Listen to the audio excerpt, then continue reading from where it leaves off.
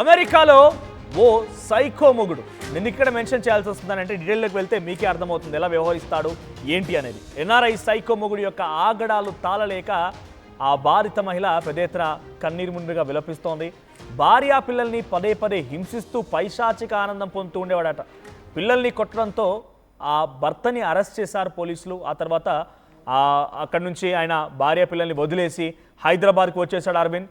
దీంతో dependent visa మీద అమెరికాలో ఉన్నటువంటి ఈ బాధిత మహిళ ప్రస్తుతానికి అక్కడి నుంచి రావడానికి అనేక ఇబ్బందులు పడుతోంది. భర్తను నమ్ముకుంది. భర్తపై నమ్మకంతో అమెరికా వరకు వెళ్ళింది. అక్కడ 2 పిల్లలు కూడా పుట్టారు. అంతా సవ్యంగానే జరుగుతున్న క్రమంలోనే ఒక్కసారిగా ఆ భర్త ఆగడాలు పెరిగిపోయాయి. పదే పదే భార్యని కొట్టడం, పిల్లల్ని కొట్టడం, హింసించడం, ఇవన్నీ తాళలేక ఆ భార్య అక్కడి అమెరికా ప్రభుత్వాన్ని ఆశ్రయించింది. అమెరికా ప్రభుత్వం కొంత మందలించింది, ఆయనని కొంత ఆయన కంట కనిపెట్టింది. ఆ తర్వాత ఆయన ప్రవర్తన కనుగొంది. ఆ తర్వాత చైల్డ్ అబ్యూజ్ ప్రొటెక్షన్కి సంబంధించినటువంటి ఆ అధికారులు చేరుకొని ఆ పిల్లల్ని వారి ఆధీనంలోకి తీసుకున్నారు. ఆ తర్వాత ఆ సదరు మహిళ నా పిల్లల్ని కాపాడుకోగలుగుతాను, నా పిల్లలు నాకు ఇచ్చేయండి అనడంతో లీగల్ గైడ్ మొత్తం కూడా అటు ఆ ప్రభుత్వమే ఉంది. కానీ తనకి కేర్ గివర్గా ఆ మహిళకి ఇప్పుడు తల్లికే ఏకంగా కేర్ గివర్గా అక్కడ అధికారులు అనుమతిచ్చారు. సో మొత్తం మీద ఆ మహిళ దగ్గర 2 పిల్లలు ఉన్నారు, అంతా బాగానే ఉంది. కానీ భర్త ఆ భార్య పిల్లలు అక్కడ వదిలేసి హైదరాబాద్కి వచ్చాడు. ఇప్పుడు ఆ భార్య ఆ పిల్లలు తిరిగి రావడం కోసం అమెరికా ప్రభుత్వాలు అనేక ఇక్కట్లు ఎదుర్కొంటున్నారు. అక్కడ అర్థం చేసుకోండి, విదేశాలకు వెళ్ళిన తర్వాత అక్కడ పరిస్థితి ఎలా ఉంటుంది, అక్కడ ఆర్థిక స్థితిగతులు ఎలా ఉంటాయి, ఏ రకంగా ఇబ్బందులు పడతారనేది ఒకసారి మీరు కూడా ఊహించుకోవచ్చు. సో ప్రస్తుతానికి ఆర్టీవీని ఆశ్రయించింది. నేను తిరిగి ఇండియాకి రావడం కోసం ప్రభుత్వాలు నాకు సహాయం చేయాలి, ప్రభుత్వ సహాయం చేయకపోతే నేను రావడం ఇబ్బందిగా ఉంటుంది, ఆ పిల్లలతో నేను ఇక్కడ ఉండలేకపోతున్నా, పిల్లలు ఇక్కడ ఉండలేకపోతున్నా, అట్ ది సేమ్ టైం భర్త నన్ను వదిలేసి వెళ్ళిపోయాడు కాబట్టి నాకు డెఫినెట్గా ప్రభుత్వ సహాయం లేకుండా నేను తిరిగి రాలని చెప్తోంది. సో ఆర్టీవీని ఆశ్రయించింది, ఆర్టీవీతో లైవ్లో అందుబాటులో ఉంది. సో జనగామ జిల్లాకు సంబంధించినటువంటి సుమ ఆ వ్యక్తిని వివాహం చేసుకొని అమెరికాకు వెళ్ళిపోయింది. 2006లో వివాహం జరిగింది, 8లో అమెరికాకు వెళ్ళిపోయారు. అక్కడికి వెళ్ళిన తర్వాత కొన్ని రోజుల వరకు బాగానే ఉన్నాడు. 7-2 కాలం నుంచి ఆ భర్త ఆగడాలను తట్టుకోలేకపోతోంది. ఒకసారి డైరెక్ట్గా మనతో పాటుగా జూమ్లో జాయిన్ అయ్యారు యుఎస్ నుంచి సుమా గారు. సుమా గారితో మాట్లాడదాం. సుమా గారు, ఏం జరిగింది, భర్తతో ఆగడాలు ఏంటి? అప్పటి వరకు బాగానే ఉంది, వివాహం చేసుకున్నారు, వెళ్ళిపోయారు, ఒక రకంగా విదేశాలకు వెళ్ళారు, దట్ అమెరికాకు వెళ్ళారంటే మంచి ఉజ్వలమైన భవిష్యత్తుని ఎక్స్పెక్ట్ చేస్తూ ఉంటారు. అక్కడ నుంచి చాలా వరకు ఒక రకంగా చెప్పాలంటే ఉద్యోగం చేయాలి, మంచిగా ఆస్తులు సంపాదించాలి, మళ్ళీ రిటైర్మెంట్ సమయంలో తిరిగి ఇండియాకి రావాలనో లేకుంటే పిల్లల భవిష్యత్తు కోసం ఇంకా ఉండాలనో రకరకాల ఎక్స్పెక్టేషన్స్ ఉంటూ ఉంటాయి. సో ఏంటి పిల్లల్ని వేధించడం ఏంటి, మీ భర్త ప్రవర్తన ఎందుకు ఇలా మారాల్సి వచ్చింది? నమస్తే అండి. నా పేరు సుమ. సో తను లైక్ అంటే నా 2 పిల్లలు కూడా ఏంటంటే లైక్ వాళ్ళు డిజేబుల్ చిల్డ్రన్. ఇద్దరు నాకు అంటే బాబు పాప. బాబు వచ్చి 9 year old, పాప వచ్చి 15 year old. Both are diagnosed with level 3 autism. So high need care children. So తను ఏంటంటే పిల్లలు పుట్టినప్పటి నుంచి కూడా వాళ్ళ ఆటిజం వాళ్ళ డిజేబిలిటీ వల్ల తను అంటే నన్ను పిల్లల్ని కూడా సహించకపోవడం, అంటే తను సో వాళ్ళ బిహేవియర్స్ కానీ ఏవైనా కూడా అడాప్ట్ చేసుకోకుండా బాగా ఎక్కువగా పిల్లల్ని కొట్టడం, నన్ను కొట్టడం అట్లా స్టార్ట్ చేశారు. వాళ్ళ ఫ్యామిలీ కూడా చాలా అబ్యూజివ్. అసలు మా పిల్లల్ని కానీ నన్ను కానీ అసలు దగ్గర కూడా రానిచ్చే వాళ్ళు కాదు. మేము ఇండియాలో ఉన్నప్పుడు కూడా అసలు వాళ్ళ ఇంటికి కూడా అంటే పిల్లల్ని రానిచ్చేవారు కాదు. మా బాబు వచ్చి తను చాలా హై నీడ్ కేర్ బాబు. సో ఎట్లా అంటే తను చాలా హైపర్ యాక్టివ్ అనమాట. సో విత్ ఇన్ సెకండ్స్లలో తను పరిగెత్తుకుంటూ వెళ్ళిపోతాడు. సో రోడ్ల పైన పరిగెత్తుకుంటూ వెళ్ళడము. సో ఇట్లా కూడా చాలా హైపర్ యాక్టివ్ అనమాట. సో అన్ని లైక్ అన్ని ఎక్స్ప్లోర్ చేస్తుంటాడు. సో బాగా సర్దడము, తనకి ఏదన్నా కొంచెము నాన్ ఫుడ్ ఐటమ్స్ కూడా తింటుంటాడు. సో తనకి తెలియదు edible items, non edible items అని కూడా తనకు తెలియదు. సో స్పీచ్ డిలే ఉంది బాబుకి, సో నాన్ వర్బల్. సో అందుకని వాళ్ళ ఫ్యామిలీ కానీ మా హస్బెండ్ ఫ్యామిలీ వాళ్ళు కానీ సో మా పిల్లల్ని కానీ నన్ను కానీ దగ్గర రానిచ్చేవాళ్ళు కాదు. ఎక్కువగా మా ఫ్యామిలీ అంటే మా పేరెంట్స్ సపోర్టు, మా సిస్టర్ ఫ్యామిలీ సపోర్టే ఉండేది మాకు. సో అంటే 2 పిల్లలు కూడా యుఎస్ లోనే పుట్టారు. ఒక 2000 ఎప్పుడైనా కూడా మమ్మల్ని వదిలించుకోవడానికే ట్రై చేశాడు. అంటే నన్ను గాని పిల్లల్ని గాని వదిలించుకొని అంటే తను మనం మాట్లాడదాం ఒక్కసారి. మీకు ఎప్పుడు పెళ్ళైంది? 2006 రైట్? 2006లో పెళ్ళయింది. ఓకే. యూఎస్కి వెళ్ళిపోయింది. నా పెళ్ళైన తర్వాత కూడా నన్ను యూఎస్‌కి ఒక 2 ఇయర్స్ తర్వాత నేను యూఎస్‌కెళ్ళాను. తను అప్పటి వరకు కూడా నాకు వీసా గాని, ఇది గాని అసలు హెల్ప్ చేయలేదు. తను ఓకే. ఒక్కడే యూఎస్‌కెళ్ళి లేదు నన్ను 3 మంత్స్‌లో తీసుకెళ్తానని చెప్పాడు. కానీ 6 మంత్స్, 1 ఇయర్, 2 ఇయర్స్ దాకా కూడా నన్ను యూఎస్‌కి తీసుకెళ్ళలేదు. ఓకే. తర్వాత మా ఫ్యామిలీ మెంబర్స్ అందరూ మాట్లాడి కాంప్రమైజ్ చేస్తే వాళ్ళకి ఏందంటే కొంచెము డౌరీ కూడా డిమాండ్ చేశారు. ఎక్స్‌ట్రా మా పేరెంట్స్ దగ్గర ఎక్కువ డబ్బులు తీసుకొని, అప్పుడు ఇంకా ఎక్కువగా డబ్బులు ఇస్తేనే మేము తీసుకుంటాం అన్నట్టుగా చెప్తే, మా ఫాదర్ కొంత మనీ అరేంజ్‌మెంట్ చేస్తే, అప్పుడు నన్ను యూఎస్‌కి తీసుకెళ్ళాడు. ఓకే. అప్పటినుంచి గూడా ఎలా అంటే ఎక్కువగా వాళ్ళ ఫ్యామిలీ కంట్రోలే ఉంటది. తను వాళ్ళ పేరెంట్స్, వాళ్ళ మదరు, వాళ్ళ ఫాదరు, వాళ్ళ సిస్టరు ఏది చెప్పినా గూడా తను అదే ఫాలో అవుతుంటాడు. ఓకే. తనకు ఓన్ ఒపీనియన్స్ అనేటివి గూడా ఏమి ఉండదు. ఓకే. అక్కడికొచ్చినాక గూడా ఎక్కువగా నన్ను డౌరీ హరాస్మెంట్స్ చేయడము. సో, నా నాకు ఏంటంటే మా పాప పుట్టినప్పుడు గూడా ఇక్కడికి మా అత్తయ్య వాళ్ళొచ్చారు. అంటే మా అత్తయ్య, మామయ్య వాళ్ళొచ్చి నన్ను చాలా అబ్యూజ్ చేశారు. హరాస్మెంట్ చేశారు. వాళ్ళ అబ్యూజ్, హరాస్మెంట్ వల్ల మా పాప ఒక 1 ఇయర్ ముందే ప్రీమెచ్యూర్డ్ బేబీగా డెలివరీ అయింది. ఇక్కడ హాస్పిటల్‌లో గూడా వాళ్ళు అప్పుడు సీరియస్ కన్సర్న్ కింద తీసుకొని అంటే ఫాలో అప్ చేశారు. పోలీస్ గూడా ఫాలో అప్ చేశారు. లేదు ఇలా అంటే ప్రీమెచ్యూర్డ్ బర్త్ గదా! ఏదో సంథింగ్ హరాస్మెంట్ వల్లనే ఇట్లా అయింది అంటే గూడా అంటే నేనప్పుడు ఏం చెప్పలేదు. నన్నెలా చేసేవాళ్ళంటే నన్ను రూమ్‌లో పెట్టేసి నాకు ఫోన్ యాక్సెస్ గూడా ఇవ్వకుండా నన్ను లాక్ చేసేవాళ్ళు. అంటే మా రీజన్ ఏంటి? పేరెంట్స్‌తో అంటే మీరు 2006లో వివాహం అయింది. 2008లో అక్కడికి వెళ్ళిపోయారు. అక్కడి వరకు బాగానే ఉంది. సో ఎందుకు మీ భర్త తరపున బంధువులు, పేరెంట్స్ అండ్ సిస్టర్ కూడా నిన్ను ఎందుకు వేధించాల్సి వచ్చింది? రీజన్ ఏంటి? కేవలం డౌరీ కోసమేనా? వాళ్ళేంటంటే డౌరీ కోసం. బేసిక్‌గా అంటే నేను ఇంకొక వేరే అమ్మాయిని చేసుకుంటే మేము చాలా హై లెవెల్ ఫ్యామిలీ. మీ ఫాదర్ జస్ట్ ఒక టీచర్ ఫ్యామిలీ నుంచొచ్చారు.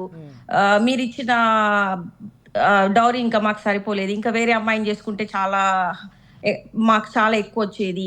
హ్మ్. సో, అట్లా హరాస్మెంట్ చేసేవాళ్ళు. నన్ను చాలా తక్కువగా చూడడము. నువ్వు బట్ నువ్వు చాలా చిన్న ఇంట్లో నుంచొచ్చావు. అని జెప్పేసి నన్ను ఒక స్లేవ్ లాగా చూసేవాళ్ళు ఇంట్లో గూడా. బట్ ఒకసారి సో సుమా గారు కంటిన్యూ చేద్దాం. ఒకసారి నేను ఆ వీడియో ప్లే చేస్తాను మీరు పంపించిన వీడియోస్ని. సో ఇక్కడ వ్యూవర్స్ ఏంటంటే సుమా గారు ప్రస్తుతం యూఎస్లో ఉన్నారు. తన భర్త తనని పెళ్లి చేసుకొని అమెరికాకు వెళ్ళిపోయి అక్కడ పిల్లలు పుట్టిన తర్వాత వాళ్ళు కొంత disabled, they may be hyper active బాని, కానీ కొంత డిసేబుల్డ్గా ఉన్నారు. సో భర్త వాళ్ళని వేధిస్తూ ఉండేవాడు. భార్య పిల్లల్ని కొట్టడంతో అక్కడి పోలీసులకి సమాచారం తెలిసి పోలీసులు ఒక రకంగా ఆయనకు మందలించి కౌన్సిలింగ్ ఇచ్చారు. వెంటనే ఆ భార్య పిల్లలు అక్కడ వదిలేశాడు. ఇక భార్య పిల్లలతో సంబంధం లేదు. ఇండియాకి వచ్చి పడిపోయాడు. హైదరాబాద్కు వచ్చాడు. సుమా గారిది కూడా జనగామ జిల్లా, ఉమ్మడి వరంగల్ జనగామ జిల్లా. సో ఇక్కడ నుంచి పెళ్లి చేసుకుని అక్కడ వెళ్ళిపోయిన తర్వాత అంతా బాగుంటుందని ఉజ్వల భవిష్యత్తును ఊహించుకున్నటువంటి ఆ మహిళకి అనుకోని ఒక సంఘటన కారణంగా ఆ భర్త ప్రవర్తన మారడం, కట్నం కోసం వేధించడం, తర్వాత పిల్లలు పుట్టినా కూడా తన ప్రవర్తన మారకపోవడం, పిల్లల పని కొట్టడం, పిల్లలపై దాడి చేయడం అన్నీ జరిగిపోయిన తర్వాత ఇప్పుడు ఏం జరిగిందనంటే సుమ వాళ్ళ పిల్లలతో అక్కడే ఉండిపోవాల్సింది. భార్య పిల్లలు అక్కడ ఉండిపోయారు. భర్త ఏమో ఇండియాకి వచ్చేసాడు. అక్కడి నుంచి ఆ పిల్లలు తీసుకోవడం కోసం, పిల్లల్ని పోషించడం కోసం అక్కడ ఆ మహిళ చాలా ఇక్కట్లు ఎదుర్కొంటుంది. ఒకసారి మీకు కూడా విజువల్ చూపిస్తా, పిల్లల్ని ఎలా కొడుతూ ఉండేవాడు తన భర్త అనేది. ఈసారి ఇఫ్ పాసిబుల్ ఆ వీడియో ప్లే చేయండి. సో మీకు ఆ వీడియో చూస్తే అర్థమవుతుంది. సో ఎంతలా అంటే ఆ బాబుని తన కన్న కొడుకుని 9 ఏళ్ల బాబుని పట్టుకొని ఎంతలా వేధిస్తున్నాడు. ఒకసారి ఆ వీడియో చూడండి.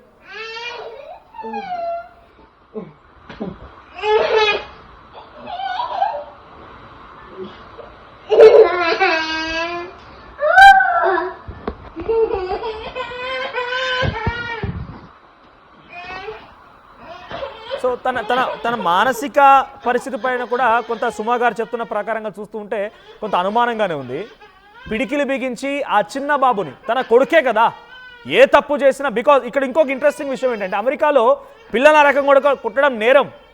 పిల్లల్ని మందలించడం ఓకే, మందలించడం అంటే బుద్ధి చెప్పడం ఓకే, కానీ కొట్టి గాయపరిచారంటే నేరం. అది డెఫినెట్గా చైల్డ్ ప్రొటెక్షన్ సంబంధించిన అధికారులు అక్కడ చేరుకుంటారు. సో ఏం జరిగింది? సో ఈ రకంగా కొట్టడం జరిగింది. సో వరకట్నం కోసం వేధించారు. మొదటి పాప పుట్టింది. ఆ తర్వాత ఏం జరిగింది సుమా గారు? తర్వాత కూడా బాబు పుట్టాక కూడా చాలా అంటే అబ్యూజ్, హరాస్మెంట్ ఇలాగే కంటిన్యూ అవుతది. తనకి వేరే వాళ్ళ అమ్మాయిలతో కూడా రిలేషన్‌షిప్ మెయింటైన్ చేస్తుంటాడు. దాని గురించి నేనేమన్నా క్వెషన్ చేసి తన మెసేజ్‌లు గాని అంటే తను లైవ్ చాట్ అంటే చేస్తుంటే నేను పట్టుకోవడము, ఇట్లా ఇదేంటి నువ్వు ఇలా చేస్తున్నావు, ఇక్కడికి వెళ్తావా అని చెప్పి అంటే లైవ్ మెసేజెస్ పట్టుకొని ఇలా అడుగుతుంటే నన్ను సివియర్ గా ఏంటి కొట్టడం అన్నమాట. ఎవరితో ఎల్లీగల్ రిలేషన్షిప్స్ అఫైర్స్ ఏంటి అంటే అక్కడ యుఎస్ వాళ్ళతోనా ఇండియన్స్తోనా ఏంటి ఎటువంటి రిలేషన్షిప్ ఉండదు ఆయనకి అంటే ఈ అంటే రకంగా ఇక్కడ యుఎస్ లో ఉన్నప్పుడు కూడా యుఎస్ లో ఇక్కడ మెయింటైన్ చేసేవాడు, ఇండియాలో ఉన్నప్పుడు కూడా ఇండియాలో కూడా మెయింటైన్ చేసేవాడు. ఓకే సో మీరు క్వశ్చన్ చేశారా దాన్ని దాన్ని క్వశ్చన్ చేసినా కూడా నన్ను విపరీతంగా కొట్టడం సివియర్ గా. అంటే మీకు కొన్ని విజువల్స్ పంపించాను చూడండి, నాకు ఎస్ బ్లడ్ వచ్చేలాగా కొట్టాడు మొత్తము. అప్పుడు మేము ఇండియాలో ఉన్నాము, ఇంకా ఇండియాలో ఉన్నప్పుడు కూడా నన్ను ఒక పెద్ద స్టోన్ తో తీసుకొని బయట పబ్లిక్ గా ఒక స్టోన్ తో తీసుకొని చంపడానికి ట్రై చేశాడు. అప్పుడు మా ఫ్యామిలీ మెంబర్స్ నన్ను ప్రొటెక్ట్ చేశారు. అదొక వీడియో మీకు పెట్టాను అనుకుంటా, విజువల్ పెట్టాను, అది ప్లే చేస్తాం అది కూడా పబ్లిక్. సో ఏంటి తన ప్రవర్తన మారడానికి మొదట్లో మీరు దౌరి అంటున్నారు, కట్నం కారణం అంటున్నారు, ఆ తర్వాత ఆయనకి అఫైర్స్ ఉన్నాయి అంటున్నారు, లైవ్ మెసేజెస్ నేను పట్టుకున్నాను అంటున్నారు, మీరు క్వశ్చన్ చేయడం వల్లే కొట్టాడు అంటున్నారు. సో అంతవరకు ఓకే. సో మీరు ఎప్పుడు మీ తల్లిదండ్రులకు కానీ వాళ్ళ బంధువులకు కానీ వాళ్ళ పేరెంట్స్ కానీ చెప్పే ప్రయత్నం ఎప్పుడు చేయలేదా? చెప్పాము, మాట్లాడారు మా ఫ్యామిలీ మెంబర్స్, వాళ్ళ ఫ్యామిలీ మెంబర్స్ కూర్చొని మాట్లాడితే, లేదు ఇంకా మా అబ్బాయి ఇంకోసారి ఇట్లాంటివి ఏం రిపీట్ చేయడు, పిల్లల్ని అంటే ఆమెను బాగానే చూసుకుంటాడు అన్నట్టుగా వాళ్ళు చెప్పారు. కానీ తను రిటర్న్ గా రాసిచ్చినా కూడా మళ్ళీ ఒక 1 month వరకు బాగానే ఉన్నట్టు ఉంటాడు, మళ్ళీ సేమ్ బిహేవియర్ రిపీట్ చేస్తుంటాడు. అంటే రాత్రుళ్ళు వెళ్ళడము, నైట్ అంతా అసలు ఇంటికి రాడు, ఎక్కడో తిరిగేసి మార్నింగ్ అయినాక రావడము. సో ఇదేంటి అని చెప్పి నేను క్వశ్చన్ చేసినా కూడా నన్ను విపరీతంగా కుట్టడము. పిల్లల్ని అయితే ఇంకా అసలు తల్లి అంటే నన్ను కొడితే పర్లేదు నేను భరిస్తా, కానీ నా పిల్లల్ని కొడితే నేను ఎట్లా భరిస్తా చెప్పండి, వాళ్ళిద్దరు కూడా డిసేబుల్ పిల్లలు కదా. ఓకే ఓకే ఏంటి మరి పిల్లలు ఎప్పుడు అడగకపోయేవారా ఎందుకు కొడుతున్నావు నాన్న అని కానీ, లేకపోతే ఏం రెస్పాండ్ అవ్వకపోయేవారా, వాళ్ళ బాధని కనీసం వాళ్ళు ఏడుకుంటూ సాగకపోయేవాడా? బాబుకి అసలు మాటలు రావు, బాబు నాన్ వర్బల్ కదా, ఓకే వాడికి తెలియదు అసలు, కొట్టేది కూడా అసలు ఏం అర్థం కాదు వాడికి.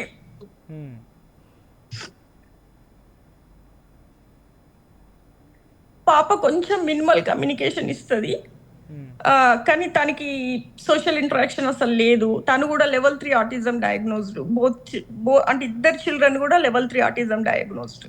ఓకే ఏంటి పిల్లల్ని కొట్టడం ఏంటి? సరే మీరు వాళ్ళ ఇల్లీగల్ అఫైర్స్ని లేకపోతే ఎక్స్ట్రా అఫైర్స్ని మీరు క్వశ్చన్ చేస్తున్నారు కాబట్టి మీపై దాడి చేస్తున్నాడు, లేకపోతే మీరు రిఫెండ్ చేయగలుగుతారు, మాట్లాడగలుగుతారు, కనీసం మాట్లాడలేనటువంటి ఆ పిల్లల్ని కొట్టడం కారణం ఏంటి? ఆ పిల్లలు ఏం తప్పు చేశారు? వాళ్ళ డిజేబిలిటీ తనకి సహించలేకపోతాడు, ఇలా ఎందుకున్నారు పిల్లలు. సో మా బాబు ఏదన్నా కొంచెము తను హైపర్ యాక్టివ్ కదా, సో తను హైపర్ యాక్టివ్ తో ఏదన్నా కొంచెము అంటే తను అటు పరిగెత్తడం ఇటు పరిగెత్తడం, సో అట్లా ఉన్నా కూడా ఏడుస్తున్నాడు అనుకోండి, తను సహించాడు. ఇంకా ఏడుస్తుంటే తనకి డిస్టర్బెన్స్ అవుతుందని, వీడు ఇలా ఎందుకు ఏడుస్తున్నాడు అంటే వాడికి తెలియదు, వాడికి నాన్ వర్బల్, వాడికి పెయిన్ వస్తుంటది, వాడు ఎందుకు ఏడుస్తాడో అనేది అది చెప్పలేడు కదా, సో ఏడుస్తుంటాడు, మాటలు రావు. సో అట్లా తన డిజేబిలిటీ, పిల్లల డిజేబిలిటీ తనకి ఒక అడ్డులాగా అనిపించడము, దాంతో ఎలాగో మమ్మల్ని వదిలించుకోవాలి, మాతో ఉండడం ఇష్టం లేదు అసలు వాళ్ళ ఫ్యామిలీకి కానీ తనకి కానీ. తప్పు కాదు కదా, పిల్లలలా పుట్టడం అనేది మీకు సంబంధించిన అంశం కాదు. అది ఒక రకంగా చెప్పాలంటే బేసిక్గా అది ఎవరు చేసిన తప్పు కాదు, వాళ్ళకి అలా పుట్టుకతో వచ్చింది, దాన్ని మనం యాక్సెప్ట్ చేయాల్సిందే, వాళ్ళకి ఎంత కేర్ ఇవ్వగలుగుతామో కేర్ ఇవ్వాల్సిందే, వాళ్ళకి అన్ని బాగోగులు చూసుకోవాల్సిందే. కానీ వాళ్ళపై దాడి చేయడం వల్ల ఏం సాధిస్తాడనే మెంటల్ స్టేటస్ ఎలా ఉండేది? తను too much like anger person. So అసలు ఊరికే ఫ్రస్ట్రేట్ అవ్వడము, సో పేషెన్స్ అనేదే ఉండదు, మెంటల్ స్టెబిలిటీ అంటే జస్ట్ ఒక కాన్స్టెంట్ మైండ్ అనేది కూడా ఉండదు. అంటే మా ఫ్యామిలీ మెంబర్స్ వెళ్ళి మాట్లాడితే లేదు బాగానే ఉంటానని ఒక 1 month బాగానే ఉన్నట్టు, 2 weeks 3 weeks బాగానే ఉన్నట్టు చేస్తాడు, మళ్ళీ సేమ్ కంటిన్యూ చేస్తుంటాడు.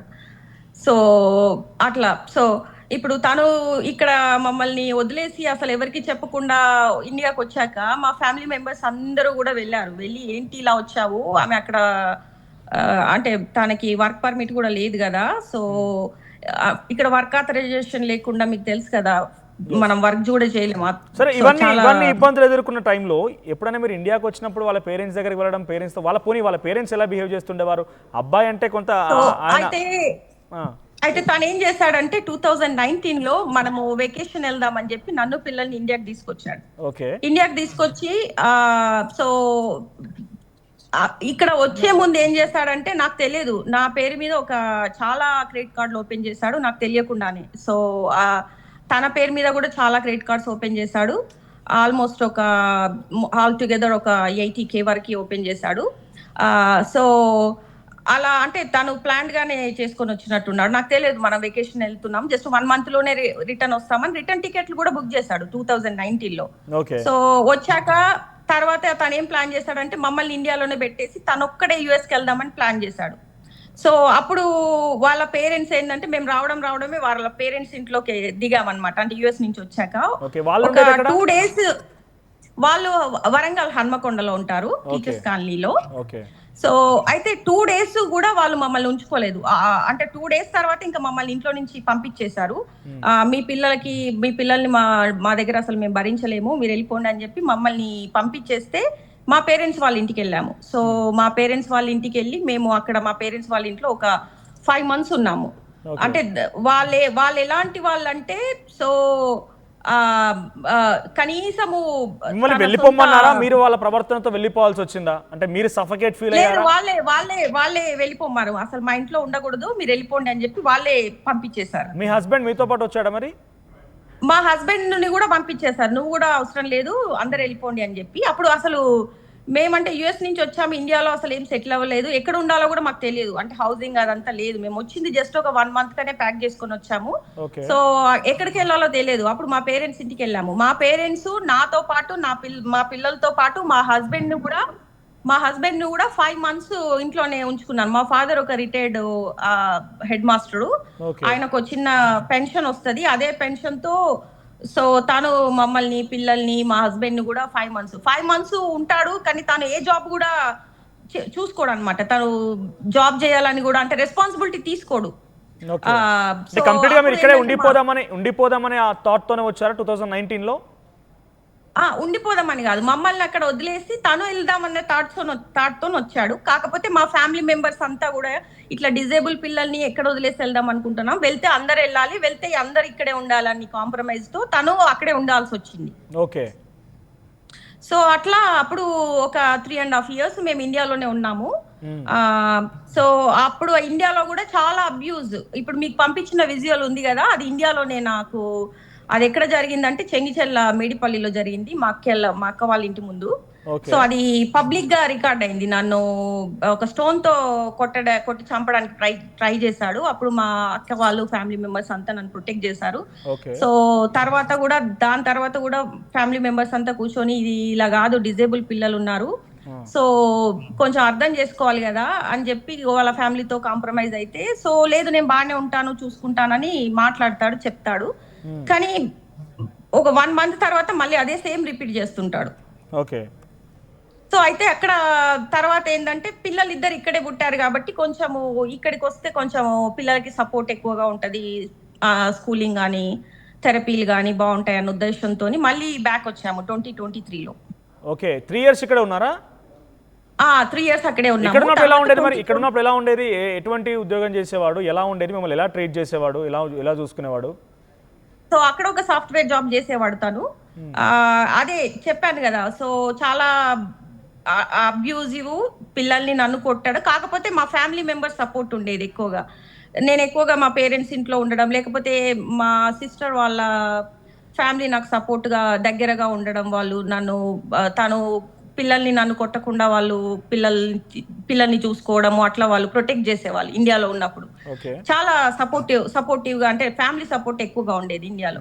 కానీ యుఎస్ కి వచ్చాక ఏంటంటే ఇక్కడ అసలు ఫ్యామిలీ సపోర్ట్ ఏమి ఉండదు కదా, ఒక ఇంట్లో జరిగింది ఇంకోరు అసలు రెగ్యులర్ ప్రాసెస్ గా నడుస్తుంది. అబ్యూజివ్ గా మిమ్మల్ని కొట్టడము లేకుంటే పిల్లల్ని కొట్టడం అన్ని జరుగుతున్నప్పుడు రెగ్యులర్ గానే జరుగుతుంది. 2019-23లో ఇక్కడ కూడా కంప్లైంట్ రిజిస్టర్ చేయలేదా? నా భర్త వల్ల నాకు ఇబ్బందులు ఉన్నాయి, నన్ను వరకట్నం కోసం వేధిస్తూ ఉన్నాడని, లేకపోతే నా పిల్లల్ని కొడుతూ ఉన్నాడని, ఇవన్నీ ఎక్కడ కూడా కంప్లైంట్ ఫైల్ చేసే ప్రయత్నం చేయలేదా? మీరు రిజిస్టర్ చేయలేదా? లేదు, అప్పుడు కంప్లైంట్ ఏం ఫైల్ చేయలేదు. ఎందుకంటే ఫ్యామిలీ మెంబర్స్ సెటిల్మెంట్ చేశారు కాబట్టి సో ఎందుకంటే పిల్లలు ఇద్దరికి డిజేబిలిటీ ఉంది. సో అందుకని కొంచెం పిల్లల సిచ్యువేషన్ ని బట్టి నేను కాంప్రమైజ్ అవ్వాల్సి వచ్చింది. ఓకే. అంటే వాళ్ళకి అసలు ఏం తెలియదు కదా, వాళ్ళకి అసలు ఫాదర్ కొడుతున్నట్టు కూడా వాళ్ళకి తెలియదు. అంత అట్లా ఇలా కొడతాడు, ఫాదర్ అబ్యూజివ్ అని కూడా వాళ్ళకి అర్థం కాదు. మళ్ళీ కొట్టినా కూడా నవ్వుతారు దగ్గరికి వెళ్ళి. సో అట్లాంటి సిచ్యువేషన్ వాళ్ళది. సో అందుకని నేను పిల్లల కోసము కాంప్రమైజ్ అవ్వాల్సి వచ్చింది. తను కొట్టినా కూడా సో ఒక ఫ్యామిలీ లాగా ఉండాలి, ఎందుకంటే పిల్లలకి ఒక ఫాదర్ కూడా ఉండాలన్న ఉద్దేశంతో నేను కాంప్రమైజ్ అవ్వుకుంటూ వచ్చాను. కానీ అది ఇంకా భరించలేకుండా అయిపోయింది ముందుకు వెళ్తున్నా కొద్దీ. ఓకే. 2023 బ్యాక్ టు అమెరికా మళ్ళీ వెళ్ళిపోయారు. Back to America. సో ఇక్కడ ఉన్నప్పుడు పిల్లలతో బాగానే ఉండేవాడా? ఇక్కడ కూడా ఇండియాలో కూడా ఆ రకంగానే కొట్టడము, లేకపోతే వారికి స్కూలింగ్ కొట్టేవాడు. కాకపోతే మా ఫ్యామిలీ మెంబర్స్ సపోర్ట్ బాగా ఎక్కువగా ఉండేది. మా సిస్టర్ ఫ్యామిలీ, మా పేరెంట్స్ సపోర్టు. సో దానివల్ల కొంచెము వాళ్ళు ప్రొటెక్ట్ చేసేవాళ్ళు మమ్మల్ని ఎక్కువగా. Okay. So back to America వెళ్ళిన తర్వాత ఏం జరిగింది? మళ్ళీ అక్కడ వెళ్ళిన తర్వాత అక్కడ పెద్దలు మళ్ళీ ఇక్కడ కూర్చోబెట్టి ఇలా ఉండొద్దు అలా ఉండదు అని సర్దుమని అని కొంత కంట్రోల్ చేసిన తర్వాత అమెరికా వెళ్ళిన తర్వాత బాగానే ఉందా 2023 తర్వాత? సో యుఎస్కి వెళ్ళాక మేము రావడమే అంటే మేము మా రిలేటివ్ వాళ్ళ ఇంటికి వచ్చామన్నమాట. అంటే వాళ్ళ ఇంట్లో ఉన్నాము. తనకి అప్పుడు 9 months వరకు కూడా జాబ్ లేదు. సో తర్వాత లాస్ట్ ఇయర్ అంటే ఒక 9 months తర్వాత తనకి జాబ్ వచ్చింది. సో అప్పుడు మేము వాళ్ళ ఇంట్లో నుంచి వేరే స్టేట్ కి మూవ్ అయ్యాము. సో అప్పుడే అంటే స్టార్టింగ్ అప్పుడే. సో అంటే మేము వేరే స్టేట్ కి వెళ్ళాక అప్పుడు మళ్ళీ వాళ్ళ ఇంట్లో ఉన్నప్పుడు, ఎందుకంటే కొంచెము అది రిలేటివ్స్ హౌస్ కాబట్టి వాళ్ళు ఉంటారు కాబట్టి తను ఎక్కువగా అబ్యూజ్ అంటే చేయలేదు. అంటే చేసేవాడు కానీ అంత ఎక్కువ కాకుండా. ఓకే. సో ఫస్ట్ నుంచి మీరు ఇక్కడ ఇండియాకి వచ్చినా అమెరికాకి వచ్చినా ఫైనాన్షియల్గా మొత్తం ఆయన టేక్ కేర్ చేసేవారు మిమ్మల్ని ఆయనే మొత్తం మీకు చూసుకోవడం కానీ, పిల్లల థెరపీ కోసం, పిల్లలకి మెడిసిన్స్ కోసం అన్నిటికీ ఆయనే చేసేవారా? మీరు ఏమైనా జాబ్ చేసేదా? అంటే నేను H4 డిపెండెంట్ వీసా కింద వచ్చాను ఇక్కడికి 2023లో. ఇండియాలో ఉన్నప్పుడు కూడా అంటే నేను ఇంతకుముందు అసిస్టెంట్ ప్రొఫెసర్ గా పనిచేసేది. సో నేను bachelors degree electronics and communication engineering చేశాను. యుఎస్ లో ఉన్నప్పుడు కూడా నేను క్వాలిటీ అనలిస్ట్ గా కూడా పనిచేశాను.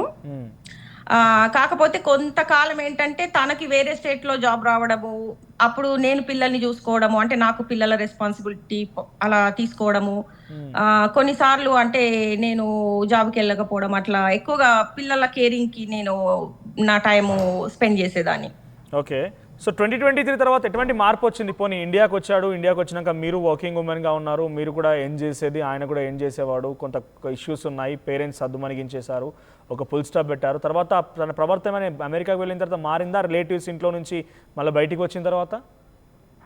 లేదు, తను సేమ్ అదే కంటిన్యూ చేస్తుంటాడు. అంటే మీరు చూస్తున్నారు కదా, బాబుని ఊరికనే తను ఏడిచినా కూడా ఎందుకు ఇలా ఏడుస్తావా అని చెప్పి బాధేయడము, కొట్టేయడము. సో ఒక్కసారి విజువల్ చూపిస్తా, పీసర్ మళ్ళీ ప్లే చేయండి ఆ పాపను కొడుతున్న విజువల్ ని. సో బెడ్ పైన పాప బహుశా ఆడుకుంటున్నట్టుగా ఉంది.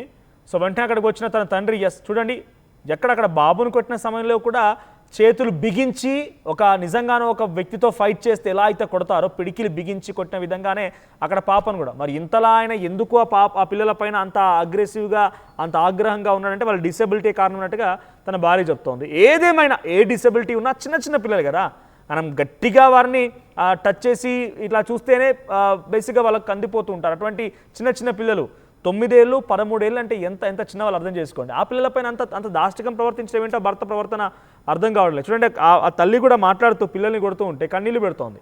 సో ఎవరికైనా ఆ బాధ కలుగుతోంది. నవమాసాలు మోసి కని పెంచినటువంటి బాధ ఆ తల్లికి తెలుసు, ఆయనకేం తెలుసు. సో ఇక్కడ వచ్చిన తర్వాత ఇక్కడ ఉద్యోగం చేశాడు, అంతా బాగానే తిరిగి వెళ్ళిన తర్వాత వారిని ఇప్పుడు ఒక రకంగా అచేతనా పరిస్థితి నెట్టివేశాడు. వాళ్ళు ఒక నిస్సహాయరాలు అయిపోయింది తనంతా కూడా.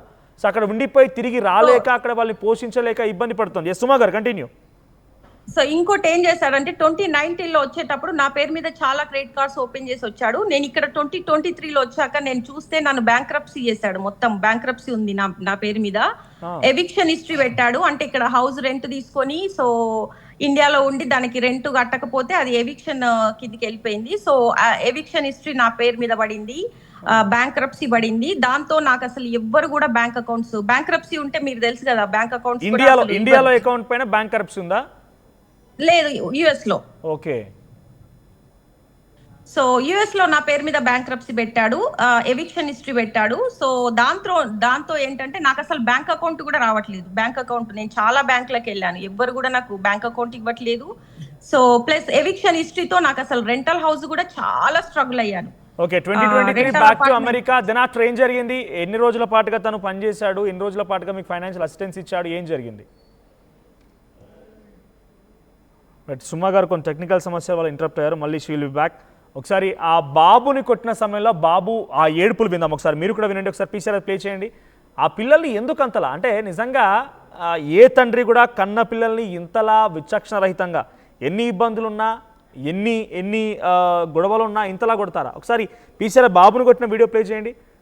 పబ్లిక్ వాన్స్ బికాజ్ తను ఒక ఎన్ఆర్ఐ, అక్కడికి వెళ్ళిపోయాడు. చూడండి ఇక్కడ ఆ విజువల్లో చూడండి. తనే సుమా గారి భర్త, జనగామ జిల్లా, తెలంగాణ వాస్తవ. వీళ్ళిద్దరు కూడా 2006లో పెళ్ళైంది, 2008లో అమెరికాకు వెళ్ళిపోయారు. ఆ తర్వాత 2019లో తిరిగి వచ్చి కొన్ని రోజుల పాటు ఇక్కడే ఉన్నారు, మళ్ళీ అమెరికాకు వెళ్ళిపోయారు. ఇప్పుడు ఏం చేశాడంటే ఆ భార్య పిల్లలు నాకు వద్దని చెప్పి అక్కడ వదిలేసి ఆయన ఇండియాకి పరారైపోయాడు. సో ప్రస్తుతం ఆ భార్య పిల్లలు అక్కడే ఉన్నారు. వాళ్ళు రావడానికి కూడా వీలు పడడం లేదు. రావడానికి అక్కడ కొన్ని చట్టాలు ఒప్పుకోవు వాస్తవానికి. ఆ పిల్లలు అక్కడ అమెరికన్ సిటిజన్స్ అయిపోయారు. భార్య కూడా కాదు. సో ప్రభుత్వాలు దయతలిస్తే తప్ప రాలేను అని చెప్పేటువంటి పరిస్థితిలో నుంచి ఆ మహిళ ఆర్టీని ఆశ్రయించింది. ఒకసారి మీరు ఆ ఆడియోతో కూడా వినండి. ఆ బాబు ఎలా ఏడుస్తున్నాడో ఆ బాబు ఏడుపులు వినండి ఒకసారి మీరు కూడా.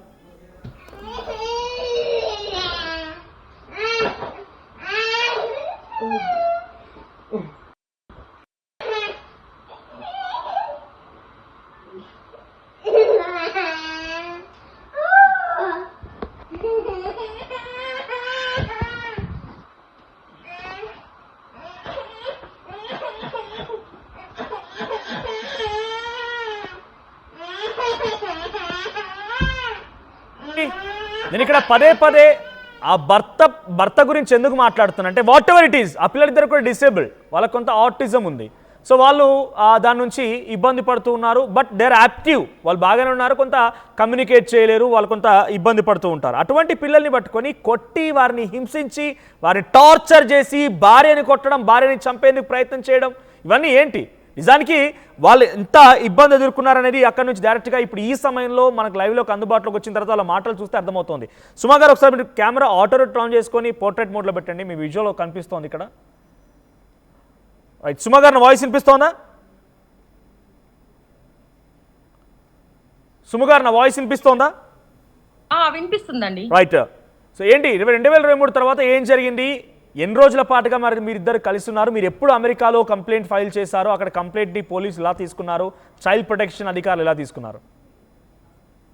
సో 2023లో బ్యాక్ వచ్చాక 24లో తనకి అంటే జనవరిలో 24 జనవరిలో జాబ్ వచ్చింది. ఓకే, మేము మార్చ్లో 2023లో. సో 20 మార్చ్ నుండి కూడా సో అప్పుడు మేము రిలేటివ్స్ హౌస్ లో ఉన్నాము. తర్వాత జాబ్ వచ్చాక మేము వేరే స్టేట్ కి మూవ్ అయిపోయాము. సో అప్పుడు ఇంకా ఎక్కువగా అబ్యూజ్ స్టార్ట్ అయింది.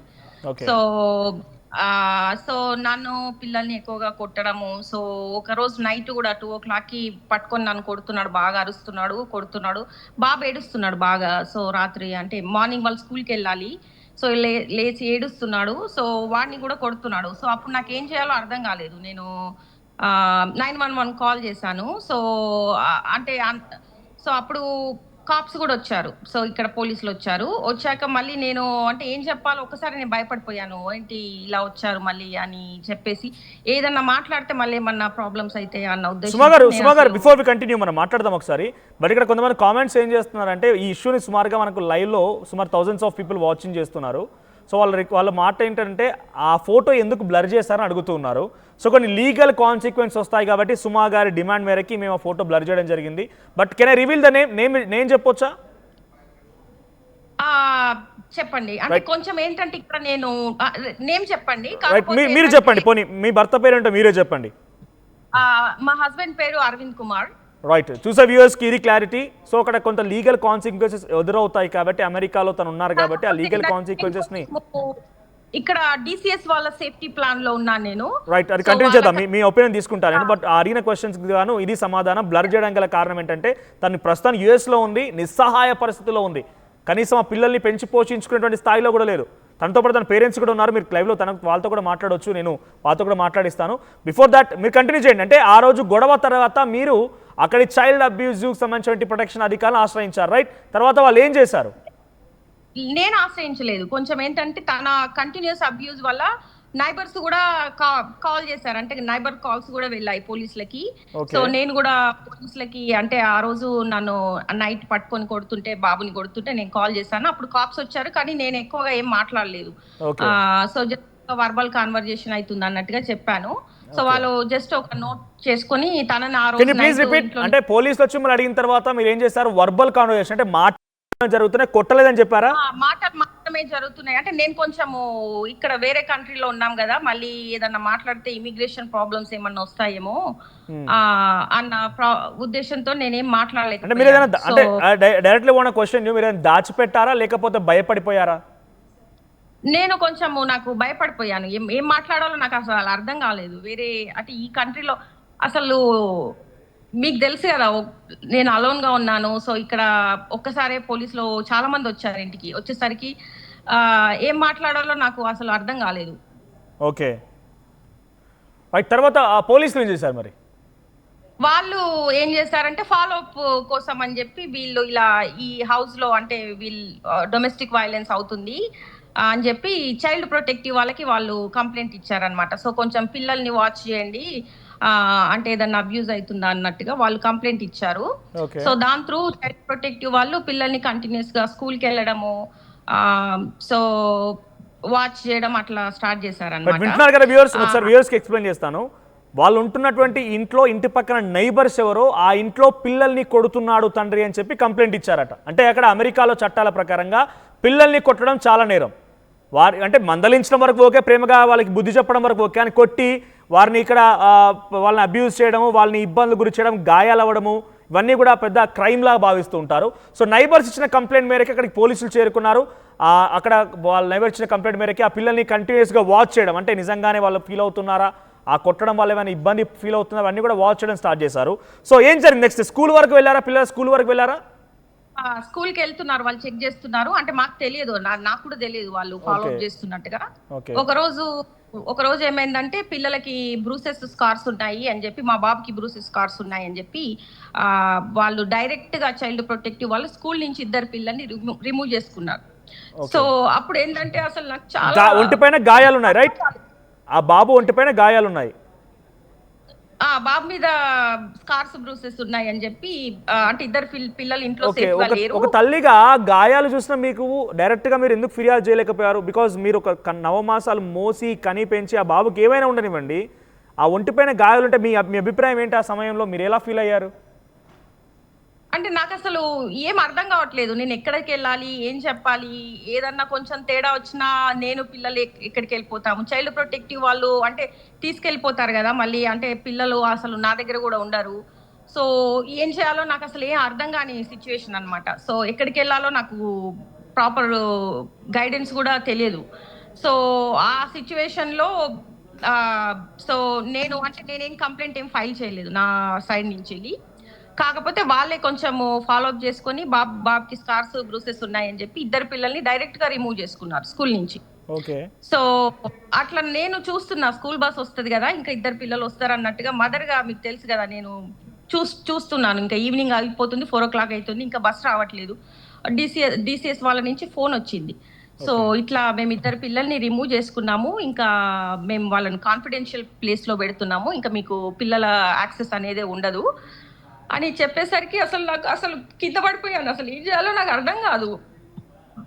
ఒక్కసారి మీరు చెప్పండి, 2 పిల్లల్ని రిమూవ్ చేస్తే ఒక తల్లిగా నాకు ఎంత సఫర్ అవుతానో చెప్పండి.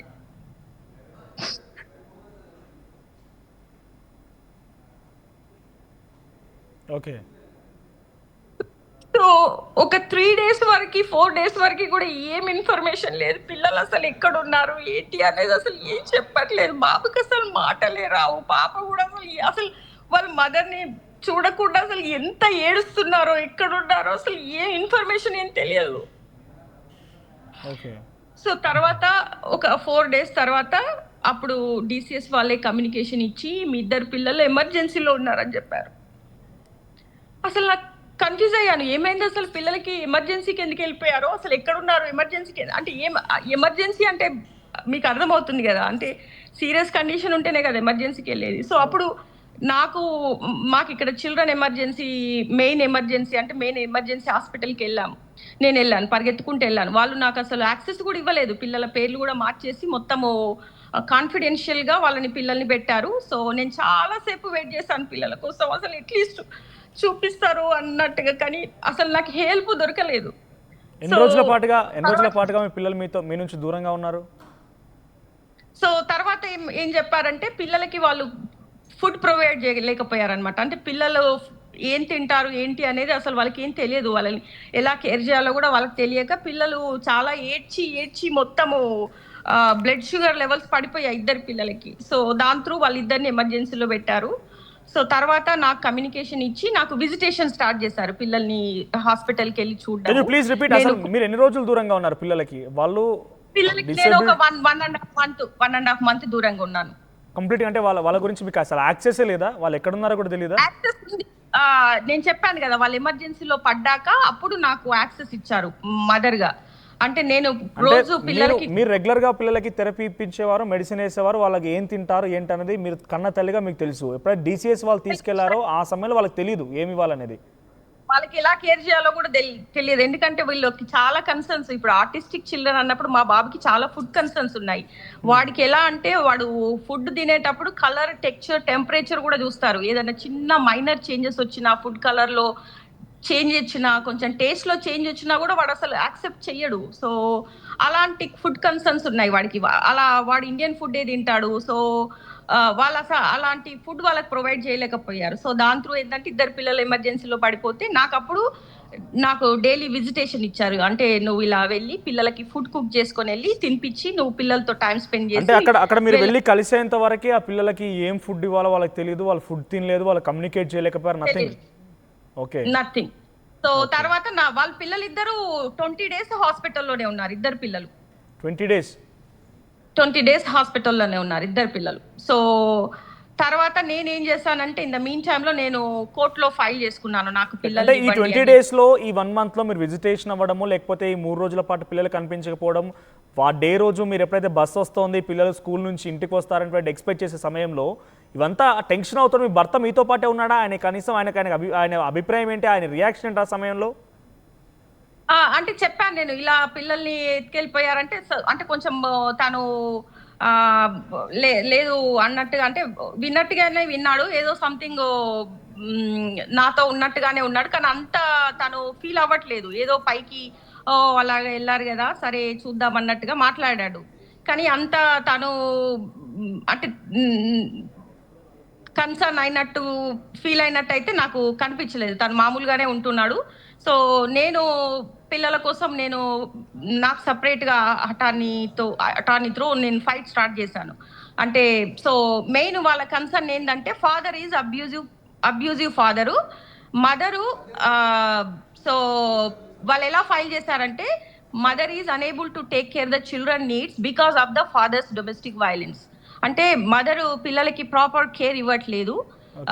సో ఫాదర్ డొమెస్టిక్ వైలెన్స్ చేస్తున్నాడు, తను పిల్లల్ని రక్షించలేకపోతుంది, తను కూడా రక్షించుకోలేకపోతుంది అని వాళ్ళు పిటిషన్ ఫైల్ చేసుకున్నారు కోర్టులో. సో దానికోసమని నేను చాలా court hearings in the mean time, అంటే పిల్లల హాస్పిటల్లో ఉన్నప్పుడు కూడా సో ఎవ్రీ 10 days ఒక కోర్ట్ హియరింగ్ అటెండ్ అవ్వడము. సో మీరు మీ పిల్లల్ని మీ దగ్గర తీసుకురావడం కోసం కోర్ట్ హియరింగ్స్ అటెండ్ అవ్వడం, కోర్టు దగ్గరికి వెళ్ళడం స్టార్ట్ చేశారు. మీ భర్త ఏం సపోర్ట్ ఇచ్చాడు మీకు? అంటే నేను పిల్లలు కూడా లేరు అనే సిచ్యువేషన్ లో ఒక కడుపు కోతగా మీకు తెలుసు కాబట్టి, ఆ కడుపు బాధ మీకు తెలుసు కాబట్టి మీరు ప్రయత్నిస్తున్నారు. మీ హస్బెండ్ ఏం సపోర్ట్ ఇచ్చాడు మరి మీకు? తను అంటే ఎలాంటి సపోర్ట్ ఏమి ఇవ్వలేదు, తను నాతో ఉన్నట్టుగానే ఉన్నాడు, కానీ అంతగా తను ఫీల్ అయినట్టుగా కూడా నాకేం అనిపించలేదు. ఏదో ఉంటున్నాడు అంటే ఉంటున్నాడు, ఎవరన్నా వస్తే మా పిల్లలు వెళ్ళిపోయారు అన్నట్టుగా మాట్లాడుతున్నాడు, అంతే తప్పించి మామూలుగానే. సో అసలు నేను పిల్లల్ని ఎత్తుకు వెళ్ళిపోయాక అసలు నేను ఫుడ్ కూడా తినలేదు, అసలు పడుకోలేదు, ఫుడ్ తినలేదు. అసలు మీకు తెలుసు కదా పిల్లల అంటే లేకుండా ఒక మదర్గా ఎంత సఫర్ అవుతాను అనేది.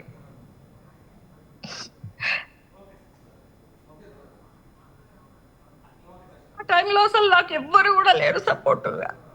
మా పేరెంట్స్ కానీ మా ఫ్యామిలీ కానీ అందరు ఇండియాలో ఉన్నారు. అసలు ఎంత ఏడ్చానంటే నాకు పిల్లలు లేకుండా అసలు వాళ్ళు ఎక్కడున్నారో ఏం తింటున్నారో యాజ్ ఎ మదర్గా చాలా కన్సర్న్ అయ్యాను. ఓకే. సో మీ పిల్లలు మళ్ళీ మీ తర్వాత దగ్గరికి ఎప్పుడు వచ్చారు మరి? ఇలా కోర్ట్ హియరింగ్స్ నేను అటెండ్ అవ్వకుంటూ నేను వాదించుకున్నాను. అంటే నా పిల్లలకి నేను ప్రాపర్ కేర్ ఇస్తాను. సో నా పిల్లలు నాకు ఇచ్చేయండి అంటే, సరే ఇస్తాం కానీ ఓన్లీ మదర్కే ఇస్తాము. అది కూడా మదర్కి దూరంగా అంటే ఫ్యామిలీకి దూరంగా ఉంటేనే మేము పిల్లల్ని ఇస్తాము. మేము ఒక సేఫ్టీ ప్లాన్ పెడుతున్నాము. సో ఆ సేఫ్టీ ప్లాన్ ఏంటంటే ఫాదర్కి కొన్ని డొమెస్టిక్ వైలెన్స్ కోర్సెస్ పెడతాము, యాంగర్ మేనేజ్మెంట్ కోర్సెస్ పెడతాము, కౌన్సిలింగ్ ఇస్తాము. తను ఈ కోర్సెస్ అన్ని కూడా కంప్లీట్ చేసి కోర్టులో తను సబ్మిట్ చేసుకోవాలి.